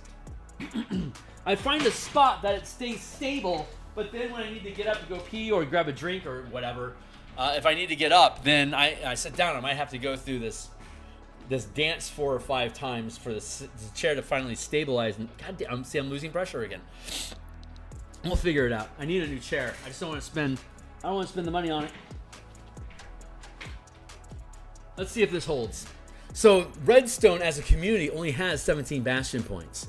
So if a 5th rank kaiju comes along doing d12 plus 5 Bastion points of damage, it's doing a minimum of 6 per round. So it's guaranteed to destroy all of Redstone in basically 3 rounds. And in this sense, in kaiju attacks, each round is an hour. So this kaiju is going to do this 5th rank kaiju, Mega Kraken, is going to do d12 plus 5 Bastion points per hour until either Redstone is completely destroyed or the characters arrive to chase it off. But we'll do a die roll. At 5th rank, that kaiju would stick around anywhere for d12 hours to rampage. And if it's going to stay around for 12 hours, then it's probably going to arrive before, the characters will arrive to fight it off before it disappears. But Redstone will have already been destroyed, in the 3rd hour. So if the team can't get there in at least 3 hours, they're kind of fucked. But this place is equipped with siege weapons, so they're already set up to protect themselves because it's iron mining. They're used to having to fight things that crack out of the mine, and they need siege weapons to put down large-scale kyber creatures that emerge from the depths. So it makes a lot of sense that they would. So this place is pretty, it's pretty self-sufficient. So barracks, we already have barracks. Gaming hall, 2 garden,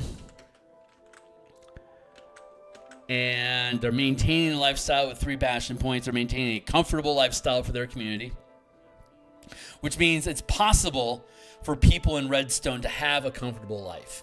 There's Wretched, which is you're being attacked at night by thugs with knives.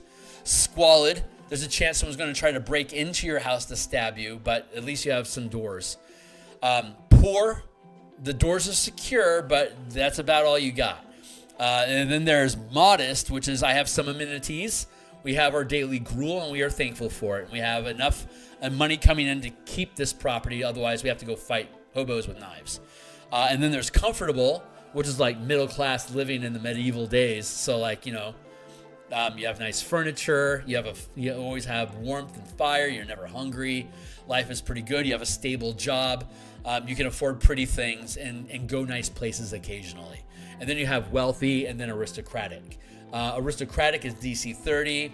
So you go from Wretched is 0, Squalid is 5, Poor is 10, Modest is 15, Comfortable is 20, Wealthy is 25, and Aristocratic is DC 30. And again, you make a Bastion D20 test to see if you can hit that DC, and whatever the highest rank is that you hit, the highest level of wealth, that's the level of wealth that you're maintaining right now. And you can spend extra Bastion points to prolong that result, but eventually you'll have to roll again. So Redstone is maintaining a comfortable lifestyle. It's highly profitable, but also highly militarized. So that's an interesting mix. They're paying their soldiers well, is basically what that translates into.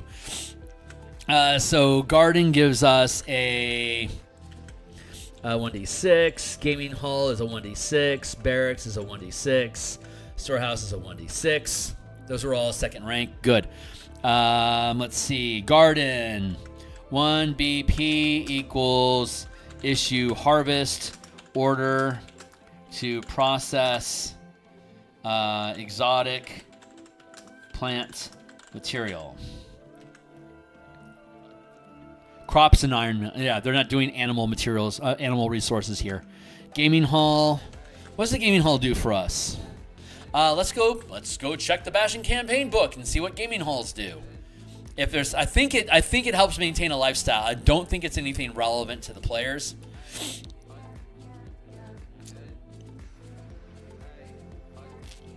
Oh, downtime activity, Fortune's Favor. A character that spends a Bastion turn. If you spend your downtime activity, again, each character gets a downtime activity for free that they're doing, like as furlough and like downtime, downtime activity between missions that I as a DM am forcing them to go through. So Fortune's Favor, a character that spends a Bastion turn in this facility is inspired with good fortune, gaining a number of Bastion dice equal to the rank of this facility to spend during adventures, lasting a number of Bastion turns equal to the rank of this facility. So, the Gaming Hall is second rank. This is fucking great.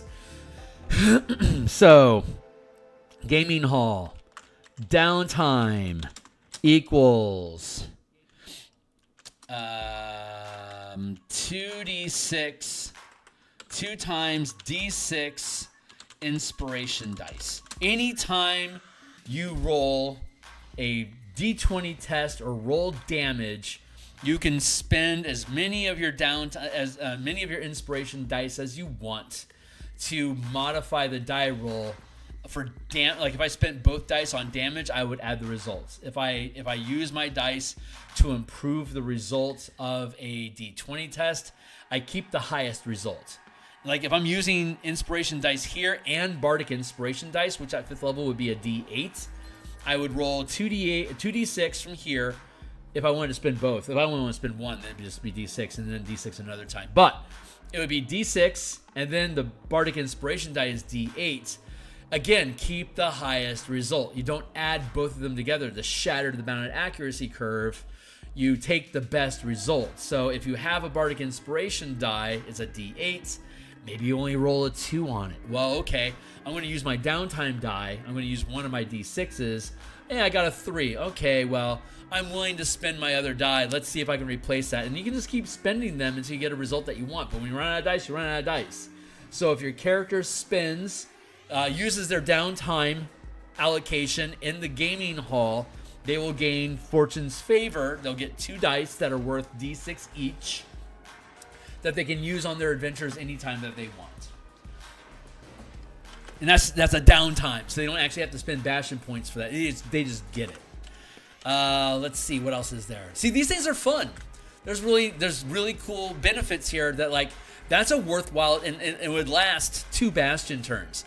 And in this campaign, every 4 sessions is 1 Bastion turn. Every 14 hours of gameplay at the table is 1 week of activity broken up into like 3-4 hour chunks at a time over the course of a week of activity, where you have your downtime activity and shore leave and off duty and all this extra time packed in of you just not being there. And then everyone reassembles to go do this thing tomorrow or whatever. So you're using your downtime however you want. So let's go see what else the Gaming Hall can do for us. Oh, that's right. Yeah, you roll an extra die to determine lifestyle. The characters don't have to worry about that. Trade. Here we go. You can issue a trade order unique to this facility, sacrificing 1 Bastion point when you do. If you succeed the Bastion test, you gain 2 Bastion points permanently. If you fail the roll, you cannot recover the sacrificed Bastion point, and you create a complication. The DC of the Bastion test is determined by the rank of the Bastion where the facility is installed. This is basically simulating stock market, but it could also literally be like poker and you're gambling the deed of your shop or something. It's the same sort of idea. And here's your scaling DCs. 1 Bastion point. If you roll a 10, you get 1 Bastion point. That's like your first rank. And then if you're in a gambling facility and it's a 5th rank facility, you have to roll a 30 because you already have so many Bastion points.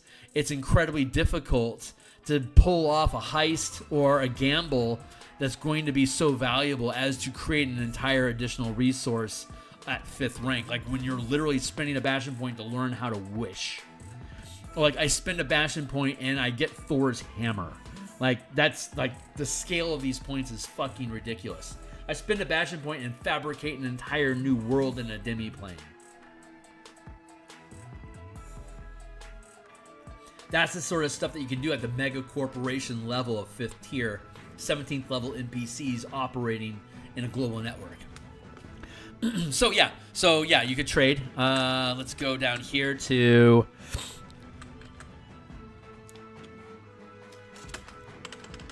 1 BP equals gamble to gain 1 BP equals sacrifice 1 sacrifice this point to maybe gain 2 DC 15 to DC 15 equals gain BP plus 1. Fail equals lost the point. So it's a horrible gamble. If you have extra points laying around, you can afford to try, but you could fail. What does the storehouse do for us? Let's go to the storehouse. I don't think the storehouse has anything specifically that the characters need to have on tap. I could be wrong though. Hold on.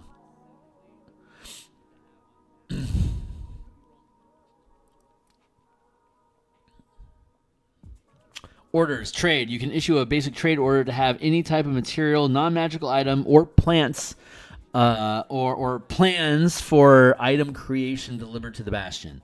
So any kind of materials, non-magical items, or plans to create magic items delivered to the Bastion. That's worth including.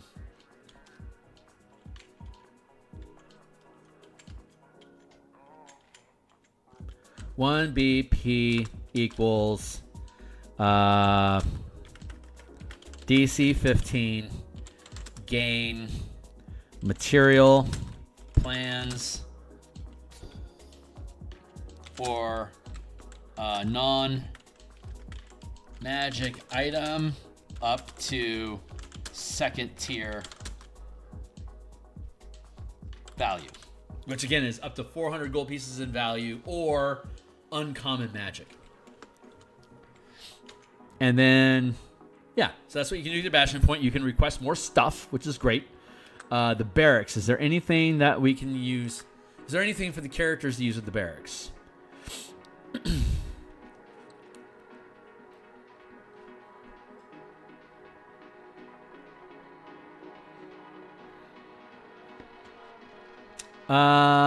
Facility benefits. When you issue a defend order to protect the Bastion from an attack, you roll an additional Bastion die up to the value listed for the rank of the facility, which is going to be a D6 at 2nd rank.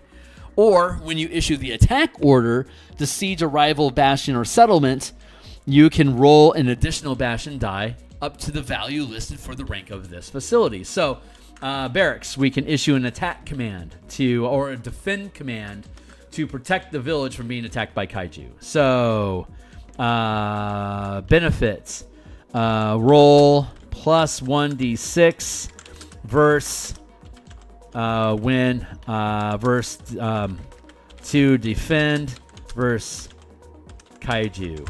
D20 plus 2 plus 2d6. Keep highest roll. Hey, what's up? Hey, what does it take to make uncommon plate mail? To make some uncommon plate armor. You need to have either a smithy or an armory of 2nd rank, and the DC is you have to have the magical plans for the uncommon. You get common magic item plans for free. All facilities of first rank or higher have the magical plans for any first rank common item that can create them.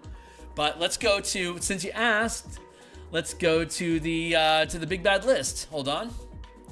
Where's my big bad list?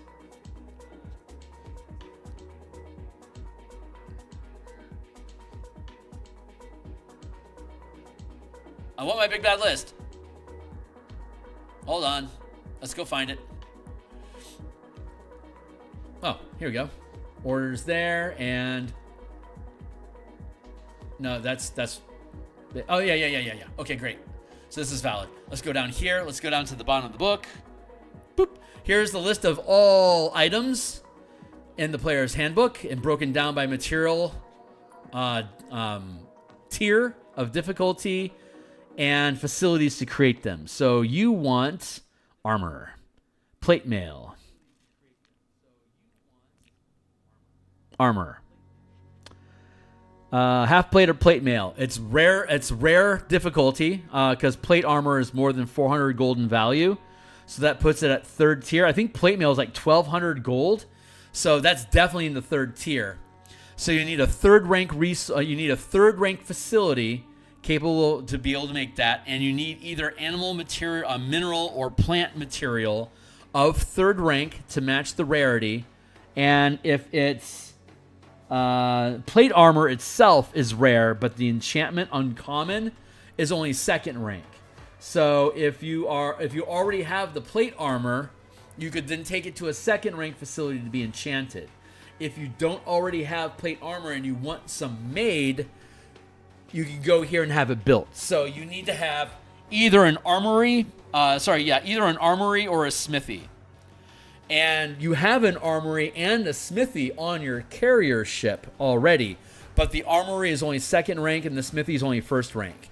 So they aren't capable of producing this. You would have to go to Capital Rock to be able to produce that, but we already saw Capital Rock doesn't have the facilities available to actually create what we want. Going back to Capital Rock.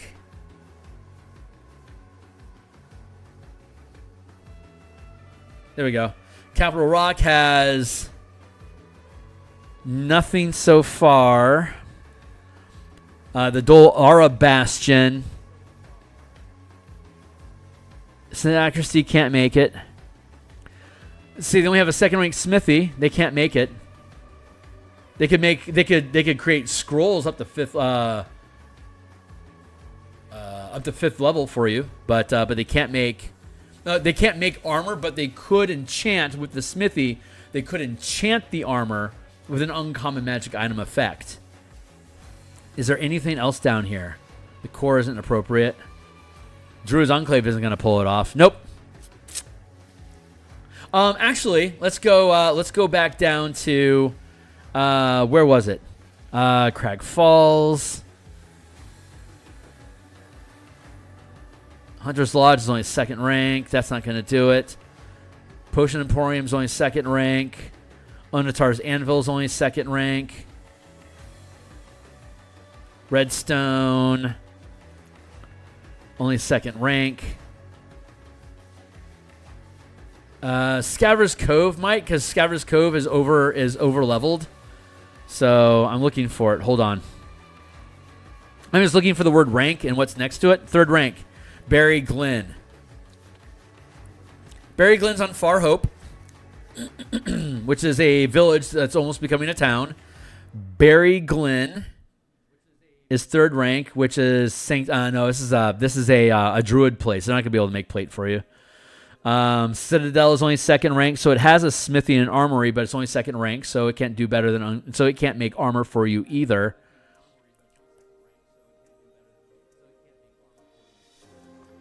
Yeah, nothing can currently make can make full plate for you, except hold on.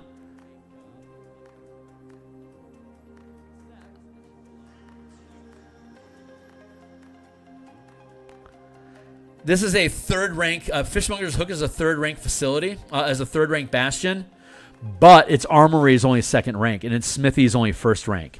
Just they didn't need to have more than that, but it's capable of doing it. So Scaver's Cove, Fishmonger's Hook, the guild hall for the fishing enclave that we've been working with. If all we had to do, we could put 1 bastion point out of the treasure that we get, like from the BS stone.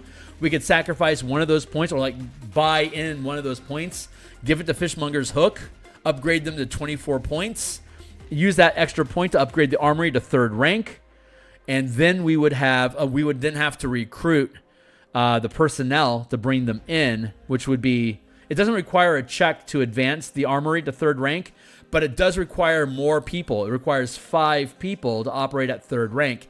It only has 3 2nd rank right now. So we need to recruit 2 3rd rank people, which is a DC 20 recruiting check, which we could do on the carrier ship by going to Capital Rock, where there's 3rd rank. We actually might be able to recruit from Fishmonger's Hook itself. No, the community is only 1st rank. Yeah, we would have to go to Capital Rock to recruit from Capital Rock. And we only need 2 people. The DC's 20. We might run into a complication, but if we do, that complication would be like you have to do something like do like a fetch quest or something for the guys that you want to hire.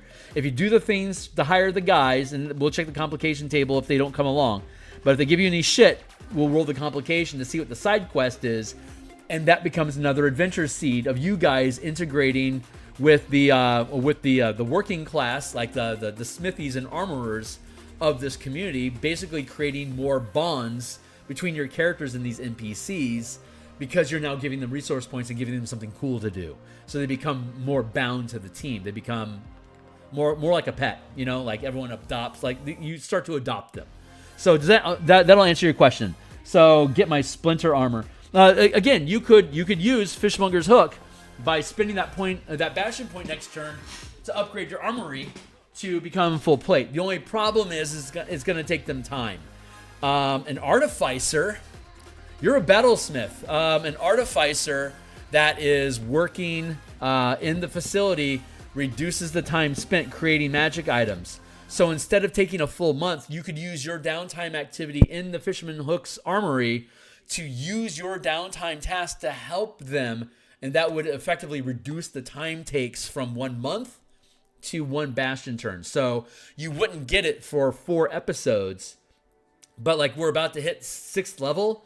4 episodes from now, we'll be hitting 7th level. That's when you would get your magic item, whatever it is.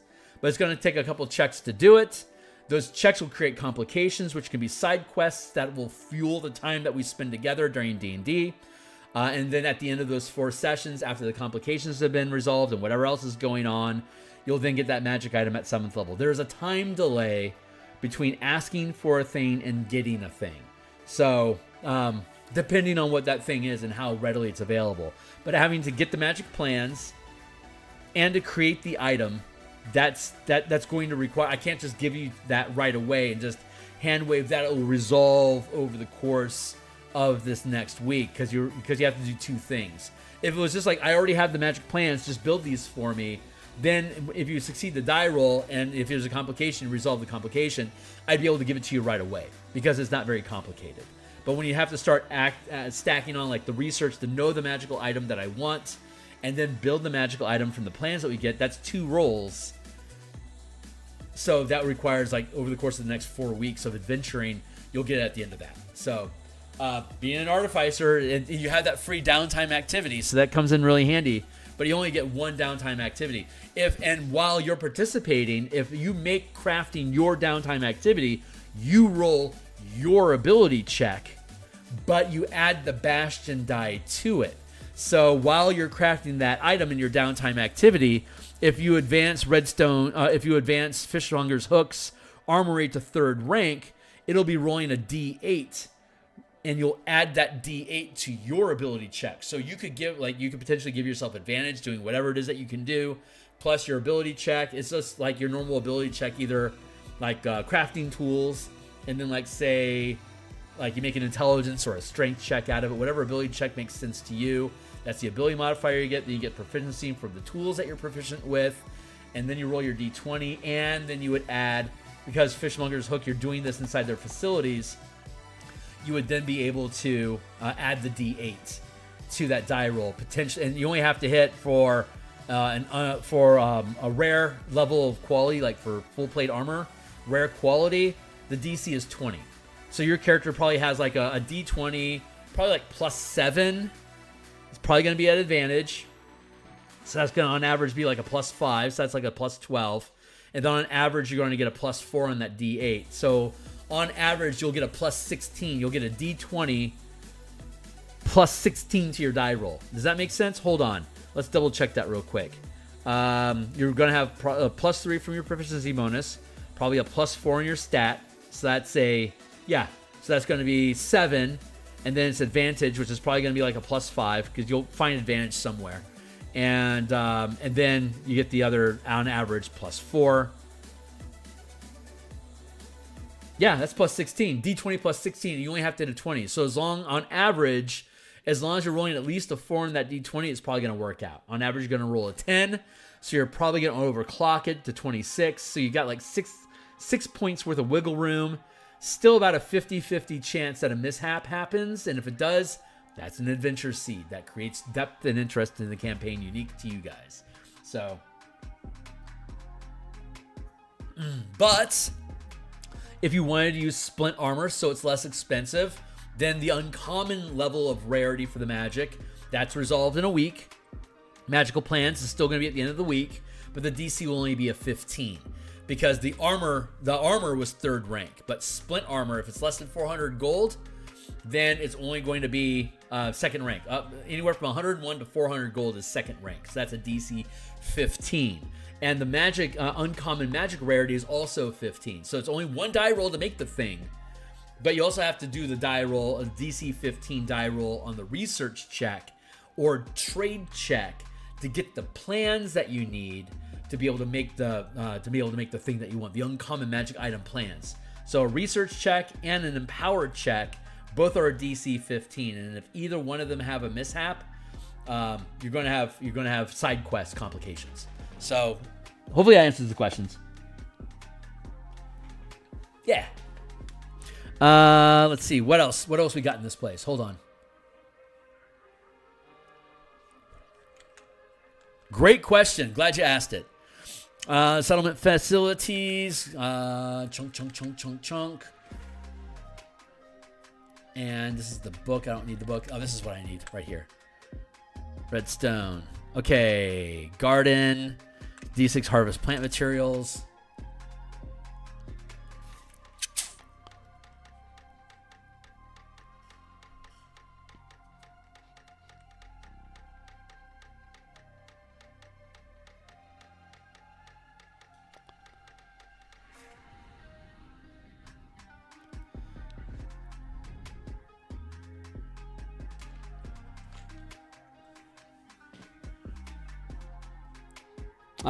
This would be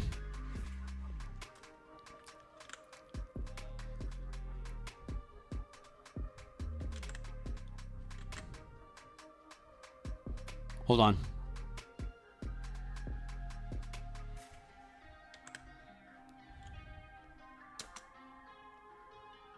To harvest plant material.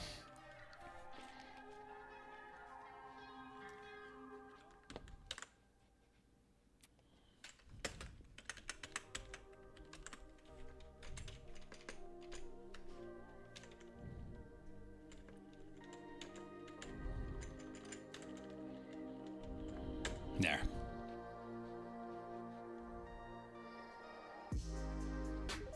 For plant or mineral asteroid loot. That feels right. Hold on, just double checking. Crops and iron. Yeah, there we go. Okay, this is now accurate. Dun dun dun dun dun. Okay, so that's redstone as a community in general. And then inside of the community, there are unique bastions. So let's allocate those unique bastions.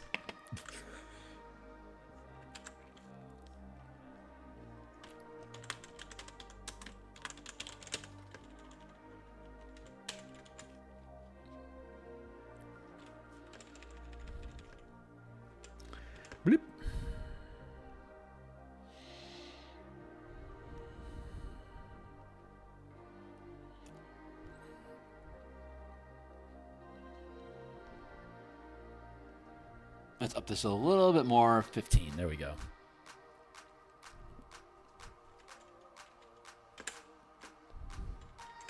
Let's do that. Unique bastions. Unique red stone bastions. Keep it clean. Mario like to keep it clean. What we got? Governing Bastion, Mining Refinery, Druid Seed Sanctuary. Yep. So the rank of the facility, the rank of the community is the number of unique facilities. The first one is always the actual bastion that's governing the settlement. And then plus, you know, whatever. Sorry, it's the rank plus 1. So a first rank settlement would have a governing bastion and then another unique bastion. Junka. Let's see. Lost in the sauce. Let's go with Goalie Fort.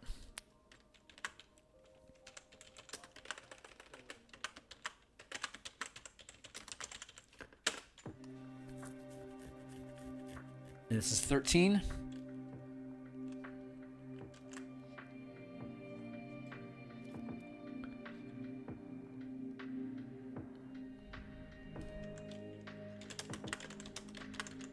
Second rank Bastion.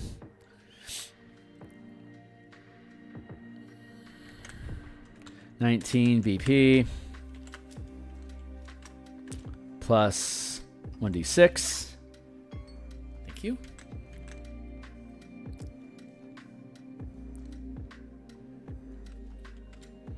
Population.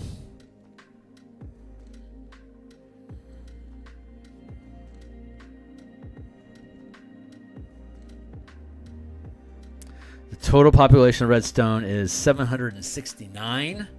The population inside of Goalie Fort specifically is 2. Second rank is 3, 6, 9, 12, 15, 16, 19, 22.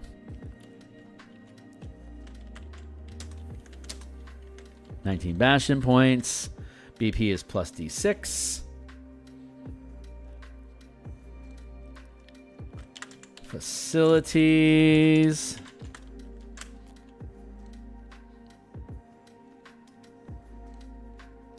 Put a line down. Uh-oh.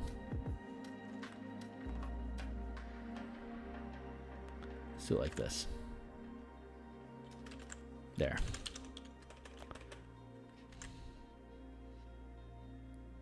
$12. Yeah.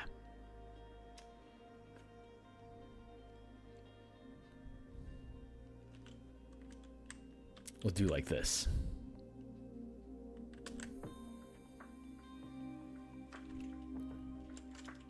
Keep it simple.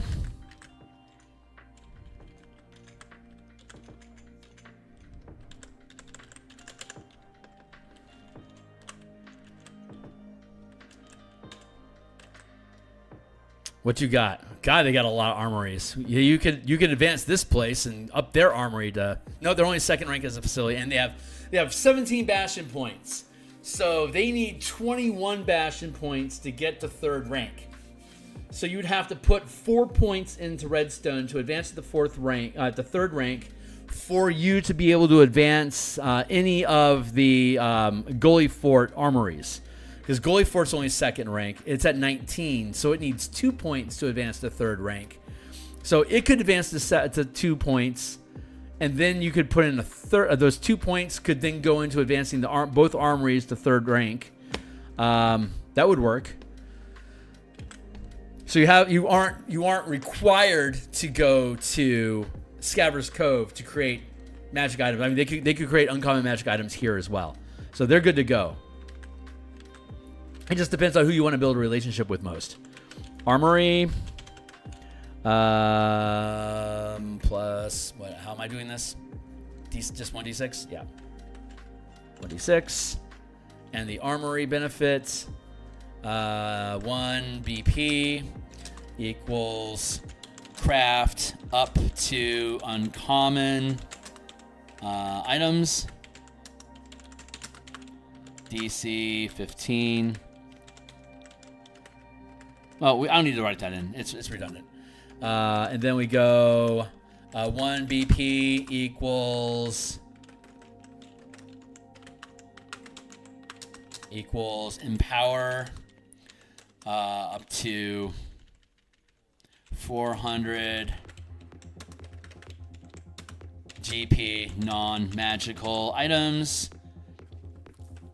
Empower up to uncommon magical items, and then always see the list. There's 2 of these, which is good. You can issue multiple orders to this place to build lots of stuff for you guys if you're willing to drop points into it. We don't have to worry about the government. We don't have to worry about the settlements. The barracks. That's right. These guys are equipped. So 2 barracks, 1d6, plus 1d6. Roll to defend, attack, Kaiju.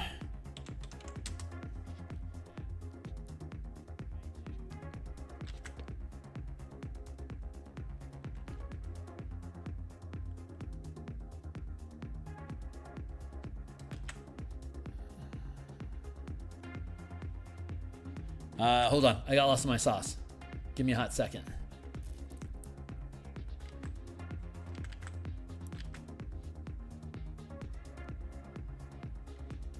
I didn't mean to close that tab.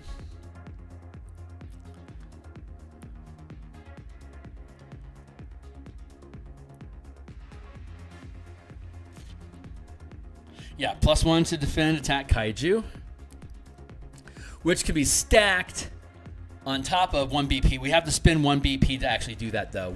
Because this is a separate stack. These facilities are for Goalie Fort specifically. These facilities are for the settlement of Redstone. So any facilities that provide die roll benefits are automatically included in that list of facilities. Like the storehouse gives a +D6 to harvest plant materials. Normally the settlement would issue a Bastion order to issue the harvest order, which itself would be a D20 plus D6 plus 2. But because I have a storehouse here and a garden here, I automatically get to add +D6 to harvest plant material and +D6 to harvest plant material here as well. Harvest any material, actually. Harvest any material. Actually, it should be plant or mineral. Plant or, mineral material. There you go. But the garden is specifically plant material. So if I'm harvesting plant material, I'd roll 3d6 plus 2 plus d20. Keep the best d6. There you go. So like if I'm doing defense, barracks, d6, roll +1 d6 to defend versus Kaiju. So I'd roll d20 plus 2 plus 2d6, keep the highest result. And that's for free when I'm defending Redstone with the weaponries that we were just talking about. If I'm going to use Goalie Forts, armory, and barracks specifically to help, I have to spend a Bastion point equals settlement plus 1d6 to defend Kaiju. But it would be free if Goalie Fort specifically was attacked in Redstone. It would get that d6 for free to help defend itself. But since it's using its resources to help another facility do what it wants to do, it's going to cost an order to do it. And orders can be paid for with Bastion points. So like if the team really wants to buff this up, they get a free allowance of Bastion points they can spend each turn. I'm going to spend a Bastion point to help buff defenses of Redstone because they're going to be attacked before we can get there. It's worth it to me to spend my allowance to help defend them because I said so. There you go. Oh, they have a gaming hall too. Oh wait, no, this is Redstone. We were just here. Let's go back down here. Settlement, barracks, pub. They have a pub. And it's 2nd rank. So pubs are always used for rumor mongering. 2, pub, 1d6. and it's going to be 1 BP equals Bastion check to gain rumors, 1 per tier of success. To gain 1 rumor per tier of success. Yeah, I like that. That works. And then we have... I don't have the names of any of these. You guys can make up names, or we can make them up together on the fly. Stable. So 2. Stable. 1d6. What does a stable do for us? I don't remember. So let's go to our awesome table of stuff that happens. I think that's right here. Yeah. So let's go down to stable.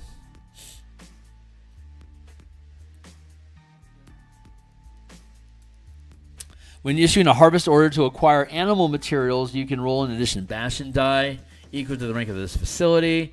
Oh, familiar scent, downtime activity. A character that spends a Bastion turn in this facility gains the benefit of the animal friendship spell with animals trained at this facility for a number of Bastion turns equal to the rank of this facility. So these are second rank stables. So any animals that are bred and trained in this, or broken or whatever, trained in the stables for 2 Bastion turns, which is a total of 8 adventures, your character automatically has animal friendship, which is as long as you don't attack them, they trait you with a friendly disposition and trust you. So you'll have advantage on animal checks. And now here we're looking at the trade order. You can issue the trade order to acquire and train animals as mounts. The type of creatures that you can acquire and train is determined by the rank of the facility. So we're a second rank. The CR can be up to 5. It takes a week to get them. Here's a couple examples. Elephant, Warhorse, Skyjack, Skyjack Rock, Scavers. So our team could acquire Scavers as pets, or as like guard dogs, like attack dogs. Instead we have attack Scavers. That's pretty good. So we could acquire a Scaver. Trade. You can issue the trade order to acquire and train animals as mounts. The type of creatures that can be acquired and trained is determined by the rank of the facility. This is, like, for example... Hold on real quick.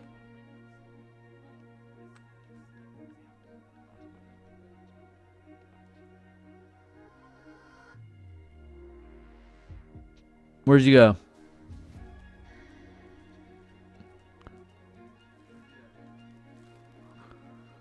This, my starting soon illustration. Those are Scavers. So your characters could go to Redstone and issue an order to their stables, and they could provide for you Scavers that you can ride. So, like that. There you go. Super fun. Let's see. Pub, stables, and then what else? So there's the familiar scent, and there's the stables. Okay, can get up to stables, pub, 1 BP equals, and this is per character. 1 BP per character equals acquire mount up to CR5.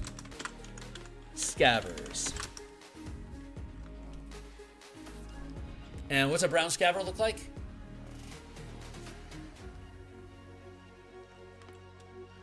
Brown scaver.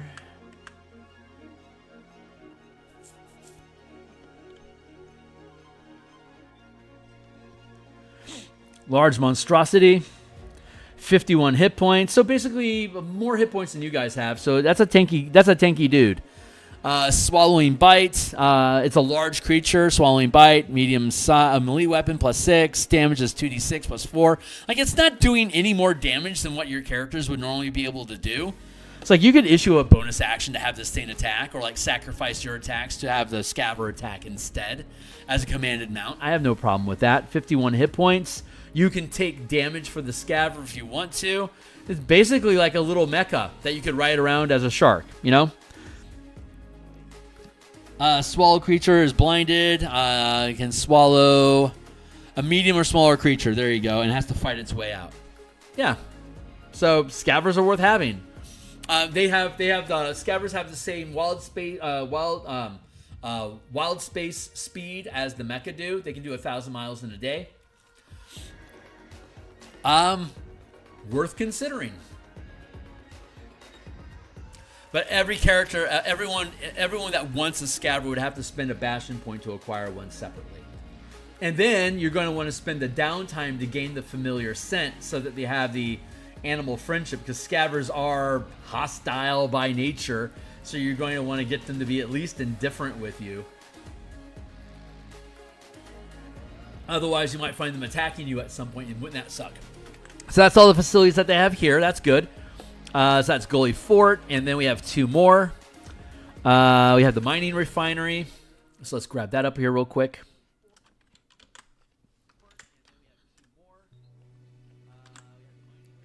See, they're pretty simple. There's a lot of shit going on. There's like a lot of stuff that the characters can play with. And it's a little overwhelming, but they basically just kind of got to bite off and chew on. You got to take one bite at a time, basically, is how that shakes out. Mining refinery, 18 BP. Whew. Also a D6. Its population is 3, 6, 9, 12, 15, 18, 21.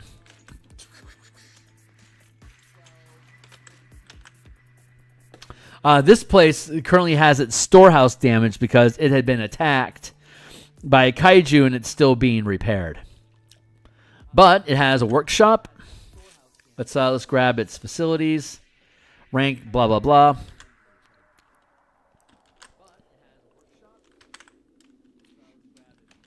Two.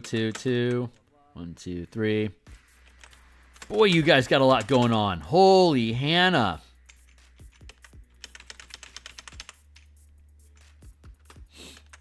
So that's going to be...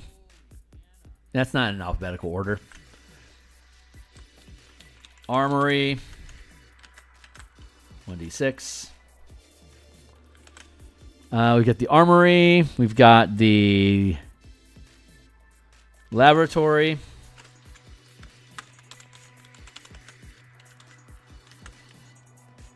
We've got the scriptorum.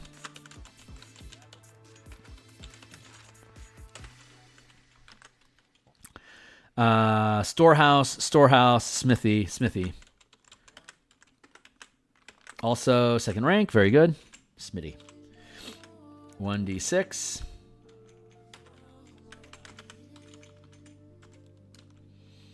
Storehouse. Storehouse.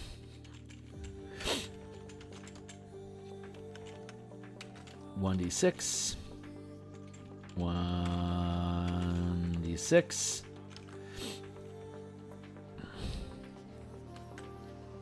Yeah, we got the laboratory already. Okay, so that's everything it's got going on. The armory.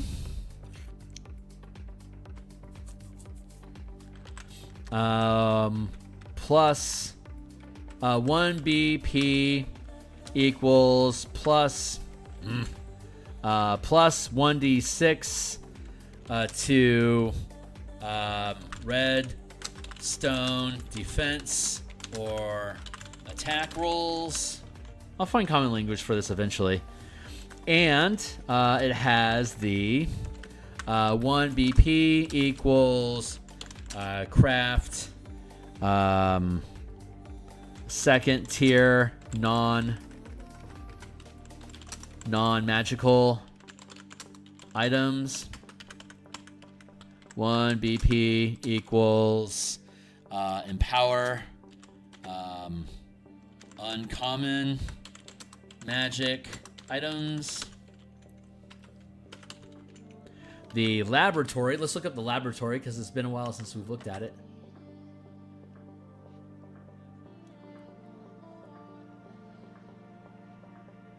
Up to the laboratory. I'm going to love it when this book is published. I love this system so much. When issuing a harvest order to acquire any materials, you can roll an additional Bastion die.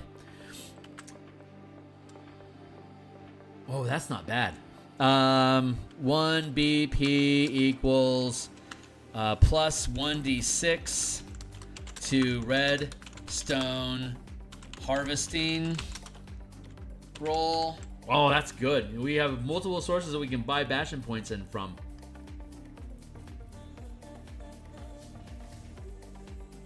So the die roll itself in redstone is it's d20 plus 2 plus d6.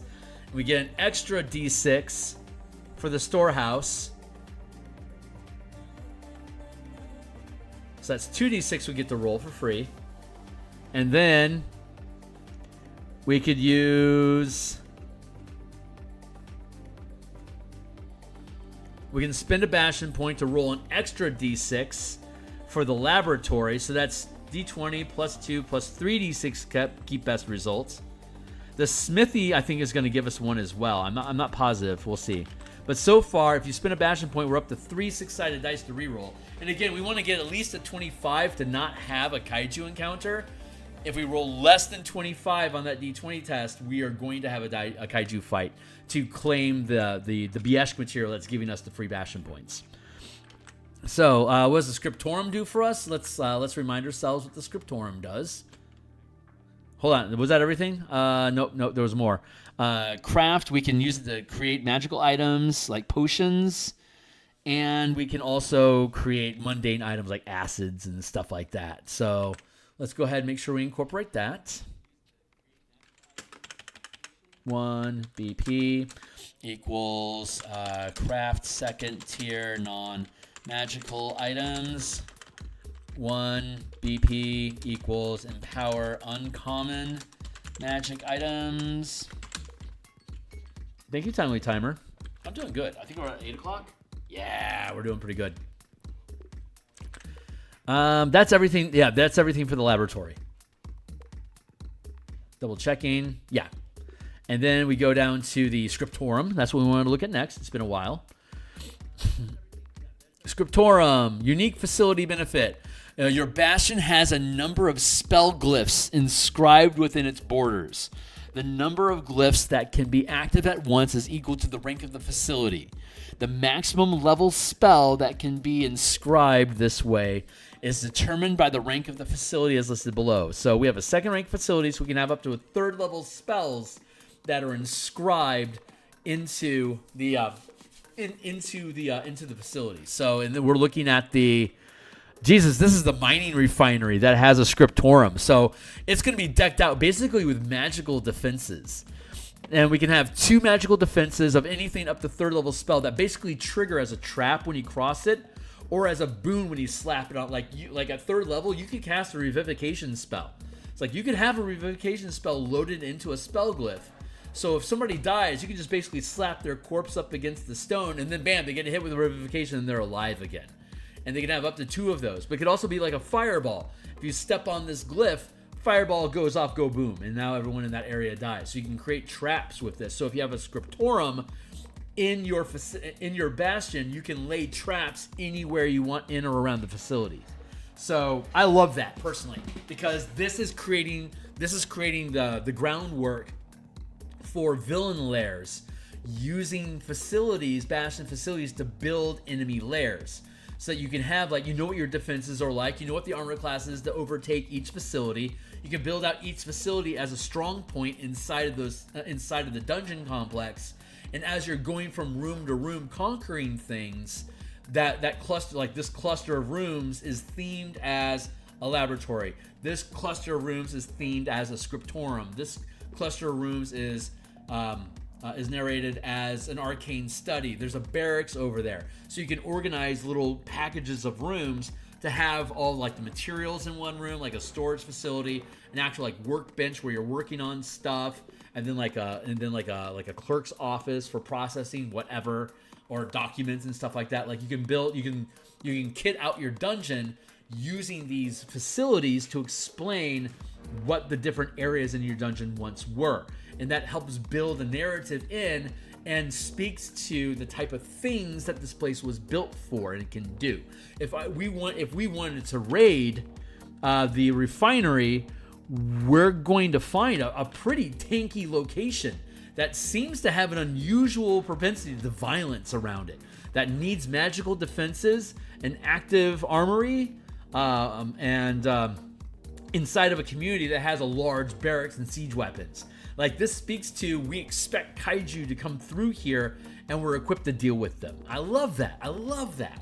So that's like the narrative that we're painting for this community. It's very, very militaristic mining. Like, this is like a hardcore militant dwarven operation for fucking sure.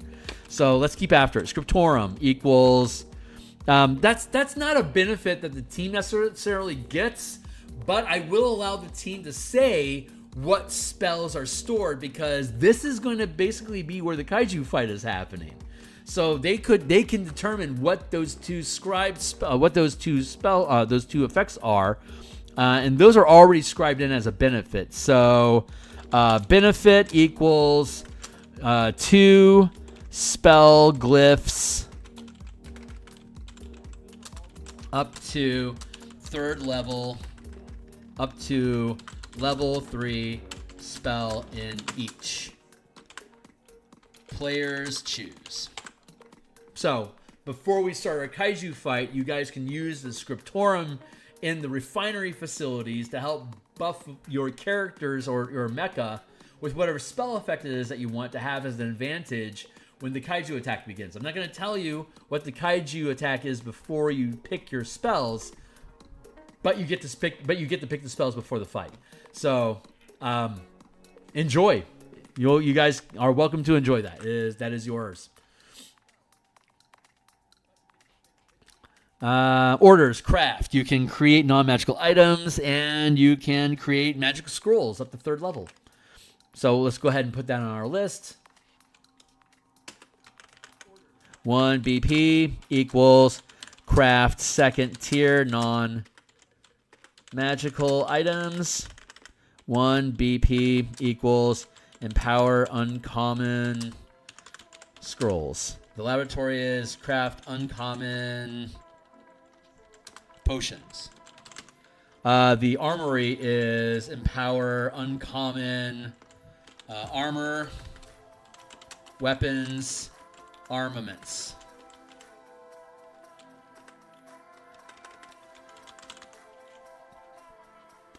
Smithy.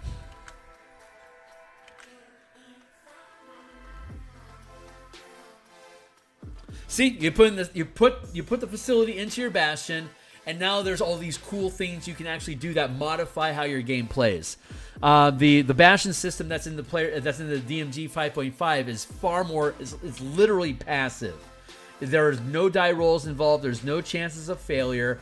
But what they give you are incredibly limited and narrow in scope. That could be a narrative thing, but it doesn't open itself up to adventure or new ideas. The way that we've expanded on this system is, again, it's allowing you a wide breadth of what you want to do with these facilities, and they're all designed to give you benefits that are active during your adventuring.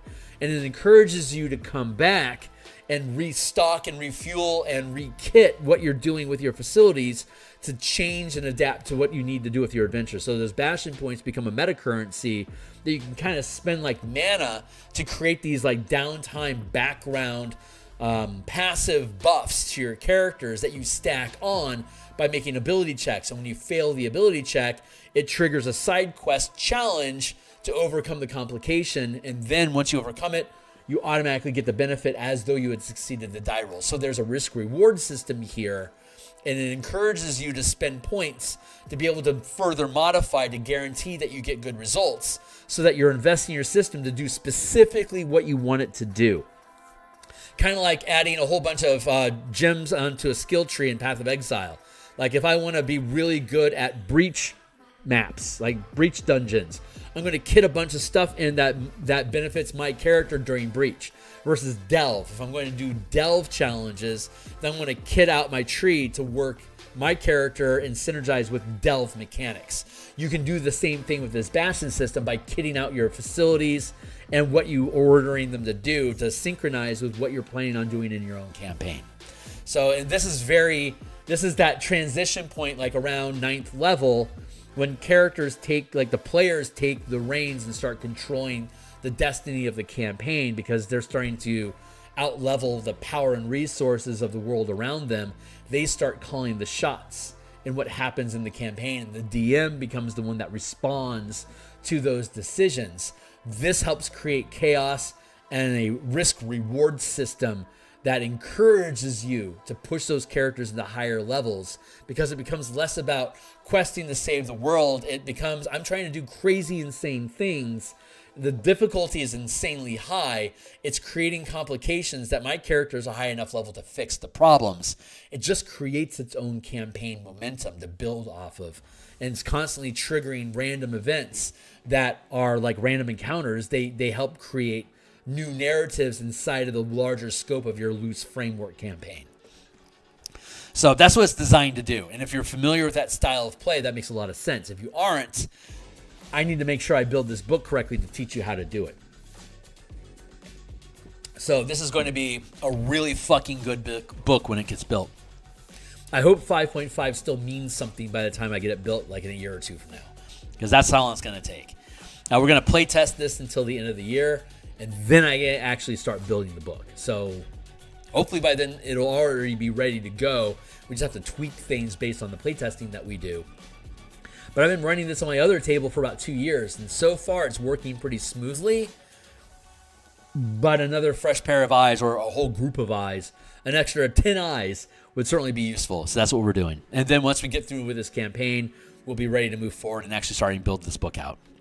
So we'll be building other books in the meantime, but this is on the plate. Facility benefits. When you harvest materials for a smithy gives you a plus 1d6. Oh, this is the 1 BP equals plus 1d6 to redstone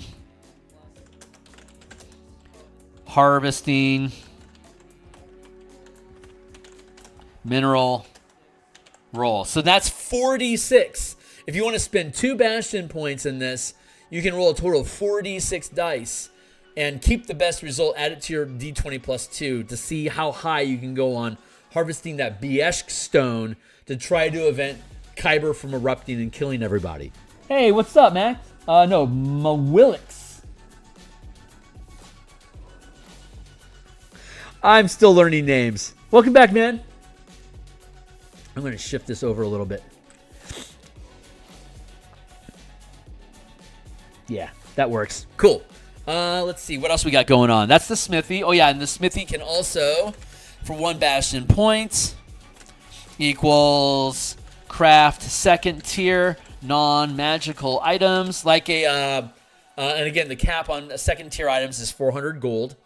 So anything up to 400 gold in value, which is like a 10-foot fighter craft made out of light wood. It's not very powerful, but you can attach a ship. You can attach a helm to it and fly it. Smithy also allows for 1 Bastion point. You can empower uncommon armor, weapons, armaments. I think that's true. Hold on, I'll catch up with you in a second. At the end of the book, and again, this supplement this is the work in progress supplement for the Bastion Campaign work in progress right here in the description. If you click that, that'll take you to this document. This is the last couple pages of the document. Everything in the player's handbook and DMG that can be created or sold as an item is listed in here for its value. The common, uncommon, rare, very rare, legendary items of 100 gold, 400 gold, 4,000 gold, 40,000 gold, 200,000 gold.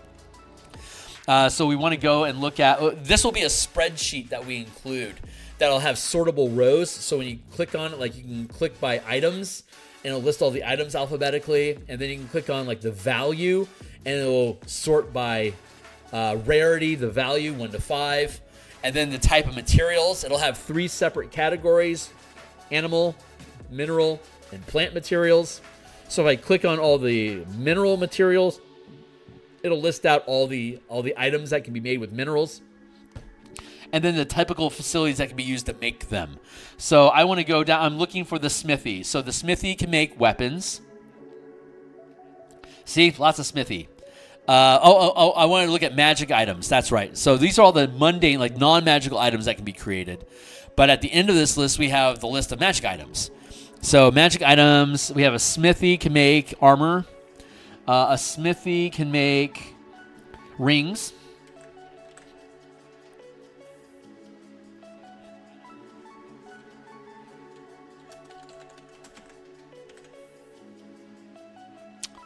Down here, we have the list of the categories, the themes. Armament.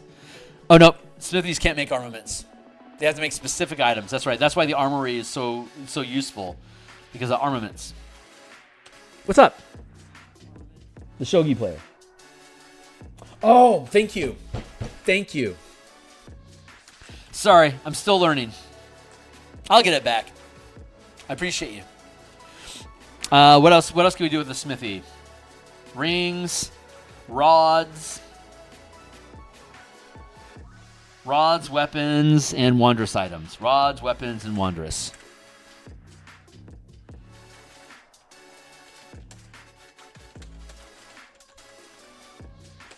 Wondrous. And let's get rid of the double tap on weapons. Okay, now we're going to the storehouse. The storehouse is currently wrecked. Currently wrecked. Has heal coming up. Has heal coming up. This facility was damaged by pirates.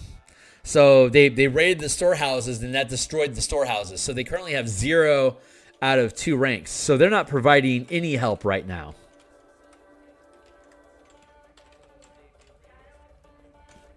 Zero out of 2. 0 out of 2. Is there anything after storehouses?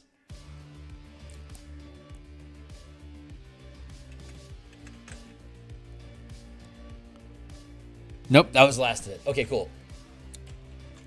And there's one more facility after. There's one more bastion after this. But these are all the things when the team goes to Redstone. And again, Redstone is located over here. This is the location that we've determined is going to be the absolute best for us to take the Bieshk asteroid that we found, made out of Bieshk, to take it and process and break it down as a harvesting check to see how many bastion points we can get from that haul.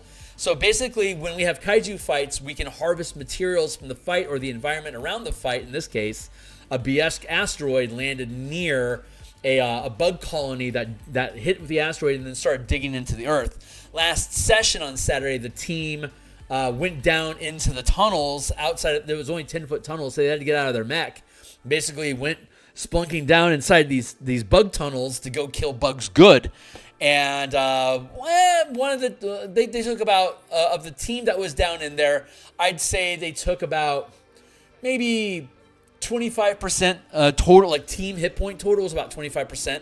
So it certainly didn't kill them, but they only get one long rest every 4 sessions. So they had to take a short rest and burn. They're only 5th level, and I think most of them burn at least 2 hit dice. So luckily, next session is their last session, but they're almost guaranteed a fight.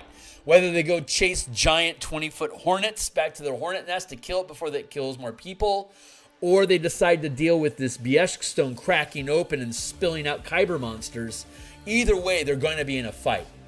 But after the end of this session, that's the 4th session that we've been playing, that's the end of a Bastion turn. They get all their Bastion points back. They get the benefit of a long rest. They get all their hit points, all their resources back.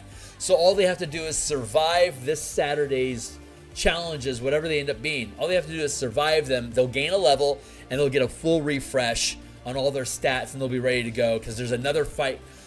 Basically, whatever fight they finish this time, they might have time to start attacking another challenge, but they probably won't get through both of them in one session. So I'm expecting one challenge this week, and then next week, the other combat challenge we have on deck. And between those 7 hours of gameplay, we'll have 2 battles and have enough time left over for Bastion point management and triggering any complications from die rolls that they make, because they'll have an opportunity to talk through how do we want to spend our Bastion points, what facilities do we want to advance, that 4X civilization style gameplay that this Bastion campaign provides. So all these things that we're looking at that I'm listing out with the benefits are, as they put more points into them, they become better. So there's that whole mini game of them improving the communities that they want to get stuff from. Like Redstone has got a ton of really great fucking resources that the team might decide that they want to anchor here and like make this their main hub, because there's a lot of good shit in here for them to play with. But there's a whole bunch of good shit in all. There's 6 different communities, and they all have cool shit like this that the players can do. I'd say it's overwhelming, but they can pick and choose what they play with. They aren't required to absorb all of this.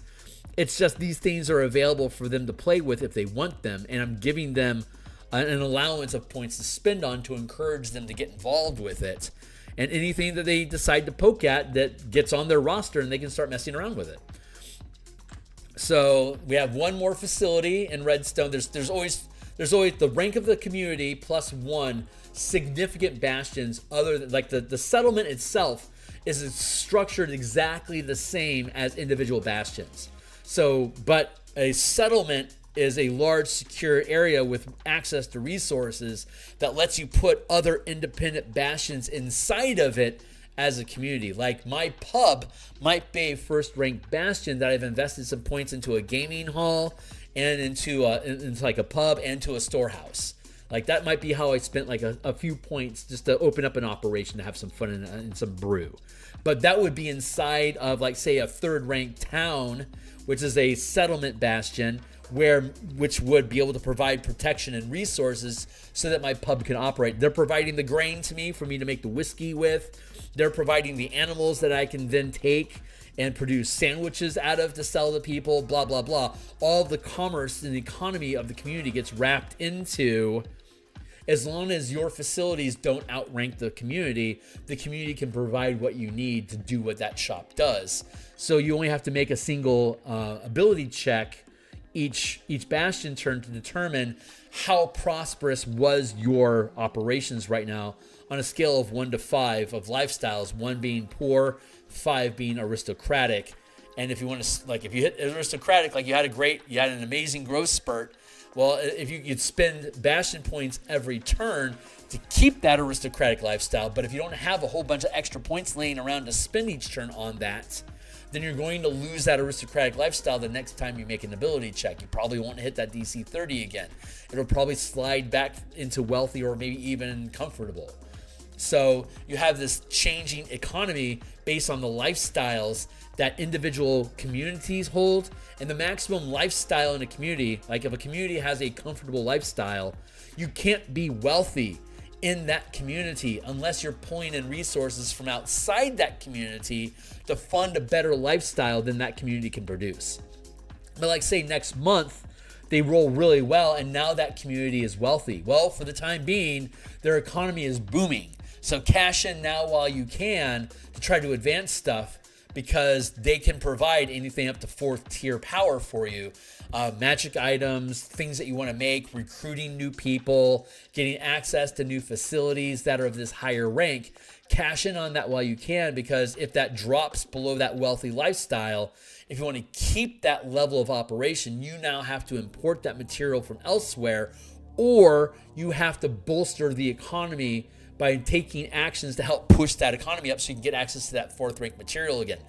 But you don't need access to that 4th rank material unless you're building a very rare magic item or something of 40,000 gold pieces in value. Otherwise, it doesn't matter it doesn't matter to your characters or the game what level of materials or lifestyle is that community maintaining. But at any time, they could ask, hey, how's the economy doing here right now? What kind of material do you have available to?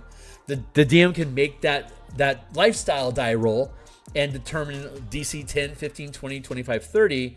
I can tell you this is a DC 25. This is a very wealthy town right now. And then I get to make up why the economy is booming right now. And that can become an adventure seed to make being in this town interesting right now. Like, why is this hamlet exploding with wealth right now? It turns out some adventurers came through a week or so ago. They dumped a fuckload of platinum in our laps from a dungeon that they dug out. And we haven't seen them since. So we're basically flush with cash. merchants are coming through, and we're grabbing up a bunch of stuff while we can, and all that wealth is flushing out of our community back to Waterdeep, where it's going to just be completely irrelevant because their economy is in the millions of gold, and this like 300 gold pieces of value in our hamlet, that's flooding us. We're fucking rich. We're going to get a new plow. We're excited about that. We've been waiting to be able to afford a new plow forever. It's like 15 gold, and it's everything for us. Like, we need that. So like that surge was great. You see how this can just kind of like automatically threads out flavor into the campaign. It just basically just forces you to come up with all these little microeconomic decisions based on, like, if this town is instead impoverished, why is everything shitty here right now? Some adventurers came through and they burned down the fucking hotel. So now no one can sleep here, and so merchants aren't staying here anymore. We're drying up. We need someone to chase down those arsonists and bring them to justice, but B, we also need to fix the hotel, and C, we could really use somebody to help us lure those merchants back here so that we don't just fucking die out. Because we can't afford to send out trade caravans to go gather stuff. We need them to come back. Can you help us do that? Like that's like a good third level adventure right there. It has exploration, combat, and social encounters baked into it, working all three of those angles of repair. You see how that works? So, Redstone, that's where we're at, and we have one more facility in Redstone that we need to sort out. And that was the mining refinery that we built. Druidic Seed Sanctuary. Nice. Okay, so let's go to the Druidic Seed Sanctuary. Druidic Seed Sanctuary. And this is a second rank bastion. They have 19 bastion points. Let's add up. First rank facilities only need one person. Second rank facilities need 3 people. A third rank facility needs 5. Fourth rank facility needs 7. Fifth rank facility needs 9. So currently we have 3, 6, 9, 12, 15, 16, 17, 18. They got 18 people. Population of 18. There we go. And we're going to add in all these resources. So we have the garden, we have the storehouse, we have a laboratory here. We have a sacristy, we have barracks, we have a scriptorum, we have a sanctuary, and we have a smithy. Those last 3 are first rank.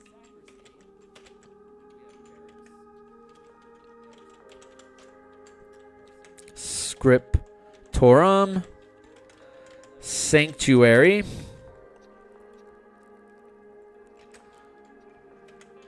sacristy. We'll work out the alphabetical order here in a minute. Storehouse, laboratory,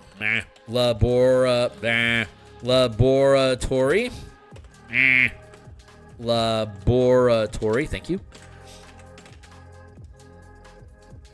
Garden, barracks.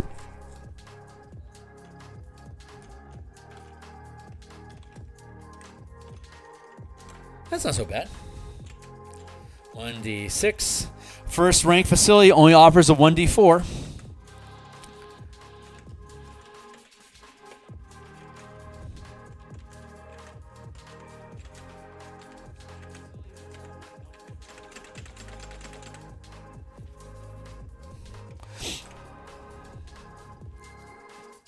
Holy Hannah, they can have up to 100 soldiers.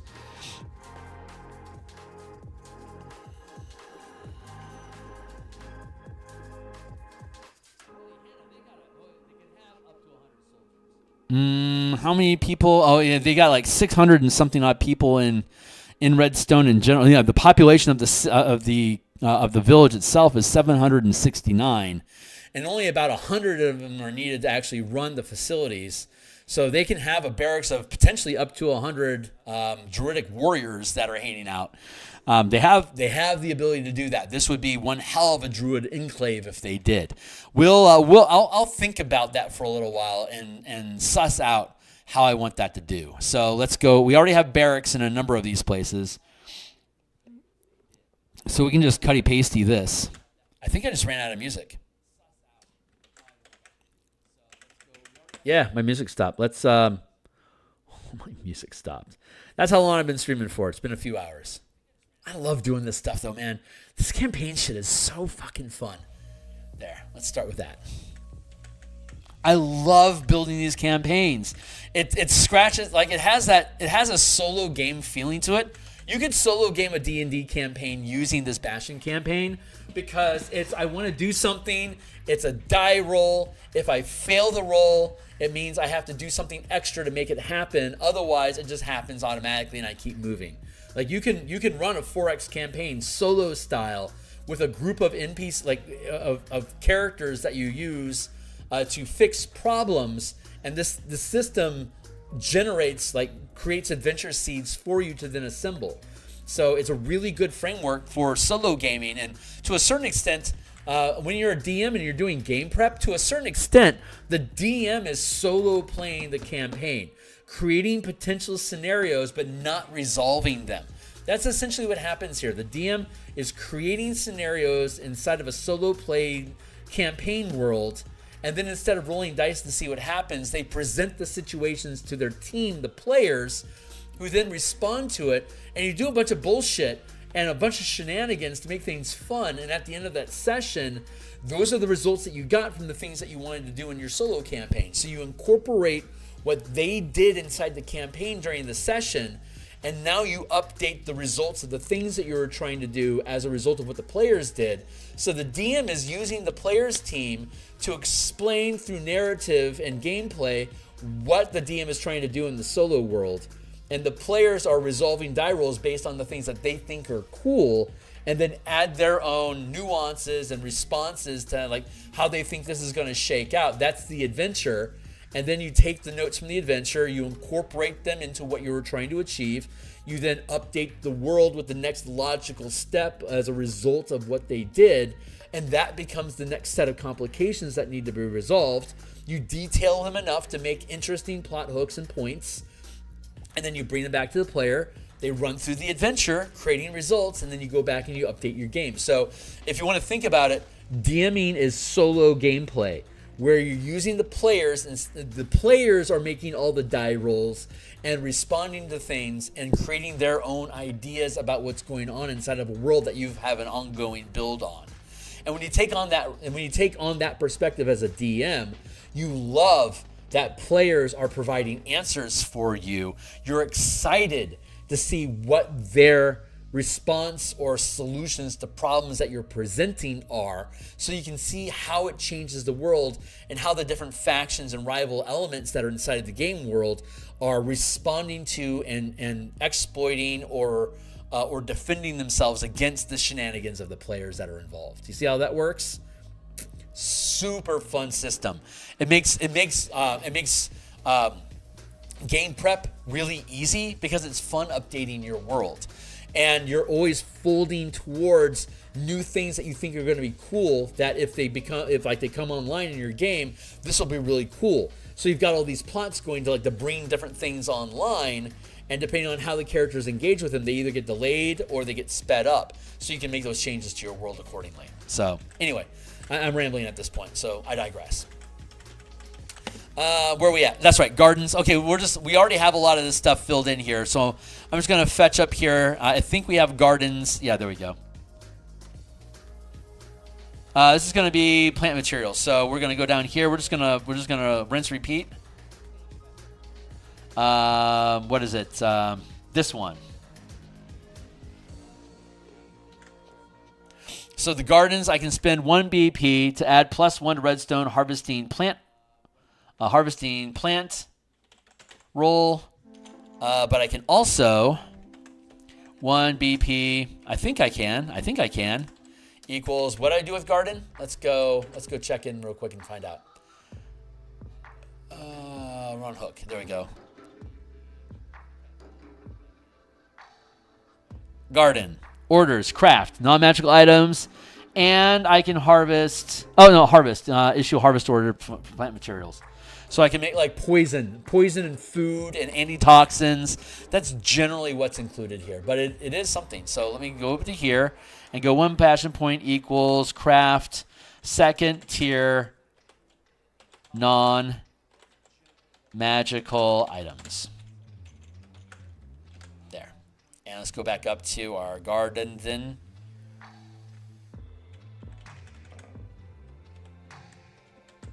There. What else we got? Laboratory. I know we saw this already. It's up in here. Laboratory. There we go.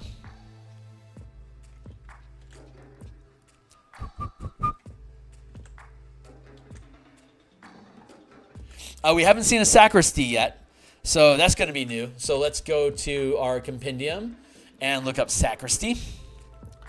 And yeah, we'll be finishing. This will be the last thing we do tonight. I thought that maybe we would have gotten to blue mana cards, but no, I just fell into some fun and we didn't get around to it. So next time. Once per day, when a character finishes a short rest in the sacristy, you regain an expended spell slot equal to the rank of the facility up to level 5 at 5th rank. So this is downtime activity. When a character, when you finish a short rest at the sacristy. So let's go back here. Let's just go with a benefit. Benefit equals spend short rest in this facility.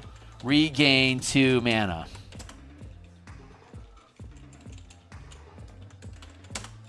Like full casters don't get all their mana back on a short rest, but if you spend your turn, if you spend your downtime in the sacristy while you take your rest, you get 2 points of mana back or a second level spell. What else you got? Craft items, staff, wand, wondrous items. Okay, so craft and empower. We know what to do with that. So we'll go to craft and empower. We can come up here to the laboratory. Copy here. Sacristy. Empower uncommon stuff. What stuff is it? Create uncommon relics, holy water, potions, scrolls, divine or druidic, staff, wand, and wondrous items. So we'll copy here and here. So if you need this stuff, you can make it here.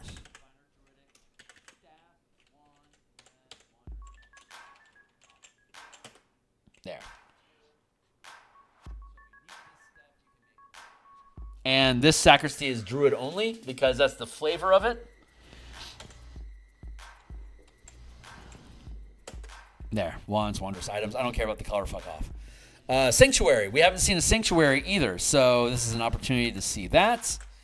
Let's go to, we were at the sacristy, now we're at the sanctuary. Downtime activity, Nature's Blessing. A character can spend a bastion turn of downtime activity using this facility, gains the benefit of a druidic charm up to 3rd level. So because it's 2nd rank, that's top 3rd level. So sacristy downtime equals gain a druidic charm level up to level 3. Up to level 3. Downtime activities and benefits don't require any kind of ability check. They just happen because you put in the time. Anything that requires a bastion point does require an ability check, unless it's adding a die to an ability check, in which case the bastion point itself is basically you're paying to get like Bardic Inspiration die added on. That's a sanctuary. What else is sanctuary? So the passive benefit of spending, everyone on the team gets a downtime activity each bastion turn. And it's just how they're filling in the time between specific adventure chunks. So if they're going to spend next session, say, in Redstone, they can start developing all this stuff if they want to. But they might not. They're still working on Scaver's Cove. So they can't quite finish here until they clean up Scaver's Cove Kaiju problem.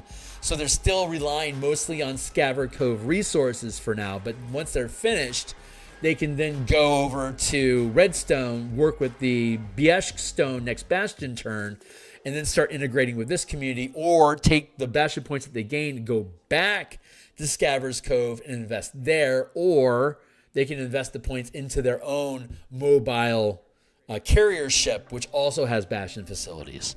So the team has a lot of options there. I'm opening up each community to them slowly, so they don't have 1,000 options at once. Instead, they only have like a dozen or so.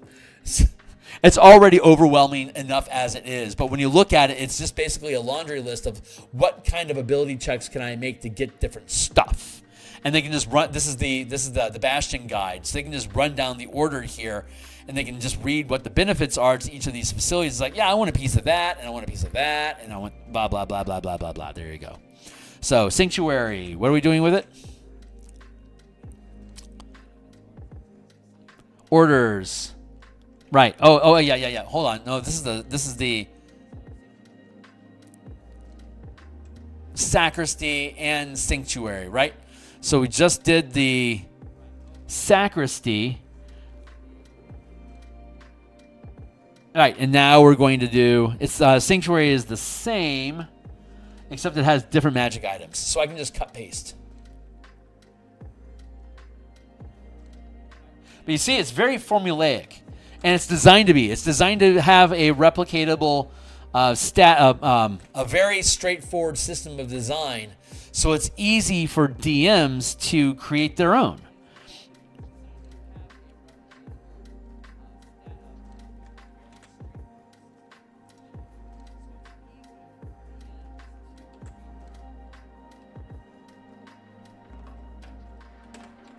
There.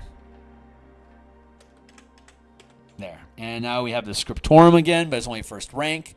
So the Scriptorum has 1 spell glyph, and it can create common magic scrolls up to first level.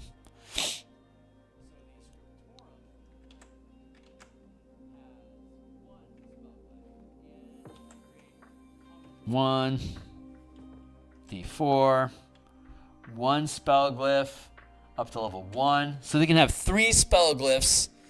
No, the Druid Sanctuary is going to help. But the Mining Refinery will help the Kaiju attack when the team processes the settlement facility harvesting for the Bastion stone that they want to crack open.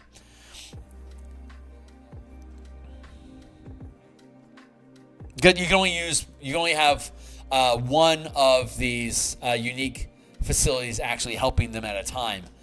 Without spending additional points. So, like, it's going to cost you more and more points to have more and more independent bastions pooling their actions to help you with this thing in the community. So it gets more and more expensive. So, the team could choose to pull in parts of the Druidic Seed Sanctuary and parts of the Mining Refinery and parts of Gully Fort to all work together when they use the settlement to issue the harvest order for the asteroid loot and potentially get like 5d6 that they get to roll, keep the best result, but it'll cost them 3 Bastion points to do it. So it just depends on how important it is to them and how many points they get and how they want to spend them. So Smithy, we've already seen the Smithy. Let's go back up to the Smithy. It's first rank. We know what a first rank Smithy can do. I should restructure Fishmonger's Hook. I should reorganize Scaver's Cove community to be organized like this, because this is actually a really good method of organization. It's really straightforward. But I need to, let's do this. Let's grab the armory.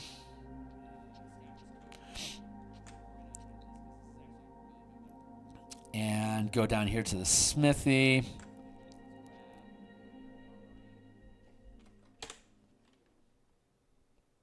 $100 gold, common magic items, but it also has the bonus. There we go. But it's only a first ranked smithy, so it only gives a plus D4, not a D6. So like this isn't. If they're spending Bastion points to gain these bonuses, this isn't the best one to do it. They can do their own thing, but this is a way. Like they could get a D6 off of someplace else for that point instead of a D4. Why would they spend that point here? That wouldn't make any sense. So they wouldn't. Like that smithy isn't useful to them. The laboratory is, but that's about it. Storehouse. Let's go look at the storehouse, but we're only first rank. There we are.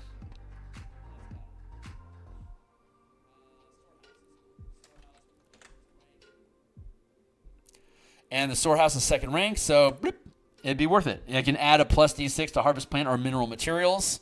So we could potentially get 6d6 if we were willing to spend 4 extra Bastion points. We could get six-sided dice, but you only get to keep the best result. That's way overkill. You do not need to spend 4 Bastion points for an extra 4 d6s on top of the 2d6 that you're automatically going to roll. It's too much. You don't need to. You can if you want. I wouldn't recommend it. Maybe spend like 1 or 2 points at most. I would at most probably spend 1 point to have 3d6 because you're only going to keep the best result. Like, I'll roll 3d6 right now. I don't care. You just get out of my way. I'm going to be crazy. I'm going to roll 3 6-sided dice right now, and I'm going to tell you what I get. I got a 5, a 3, and a 2. So 5 out of 6 ain't bad. That was worth the 1 Bastion point. Cheers. Anyway, there we go. So now we have now successfully built out all of the simple mechanics that we need for Redstone. It's ready to go for players to use. It's got a lot of shit going on because this is a second rank community. It's significantly larger than a first rank, like the Hamlet communities that we're working with in Scavenger's Cove have like 2 or 3 options. But here in second rank, this village up to 1,000 people, it's got, as you can see, like each of these facilities has like 5 or 6 things that you can do with them. And that's consistent for all of them. So there's a lot of shit you can do. This is a matter of where do I want to, because you only have like maybe 2 or 3 points a piece that they're going to spend. So they're not going to get overwhelmed. It's just, what do you want to do? And what's here that you can use to give you more die rolls if you want, or to do more things.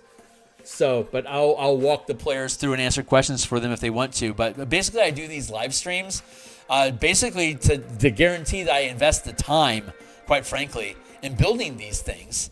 And since I do, I get to use it as a walkthrough so that my players get to see what's going on. They can reference this as like a primer crash course for what we're building.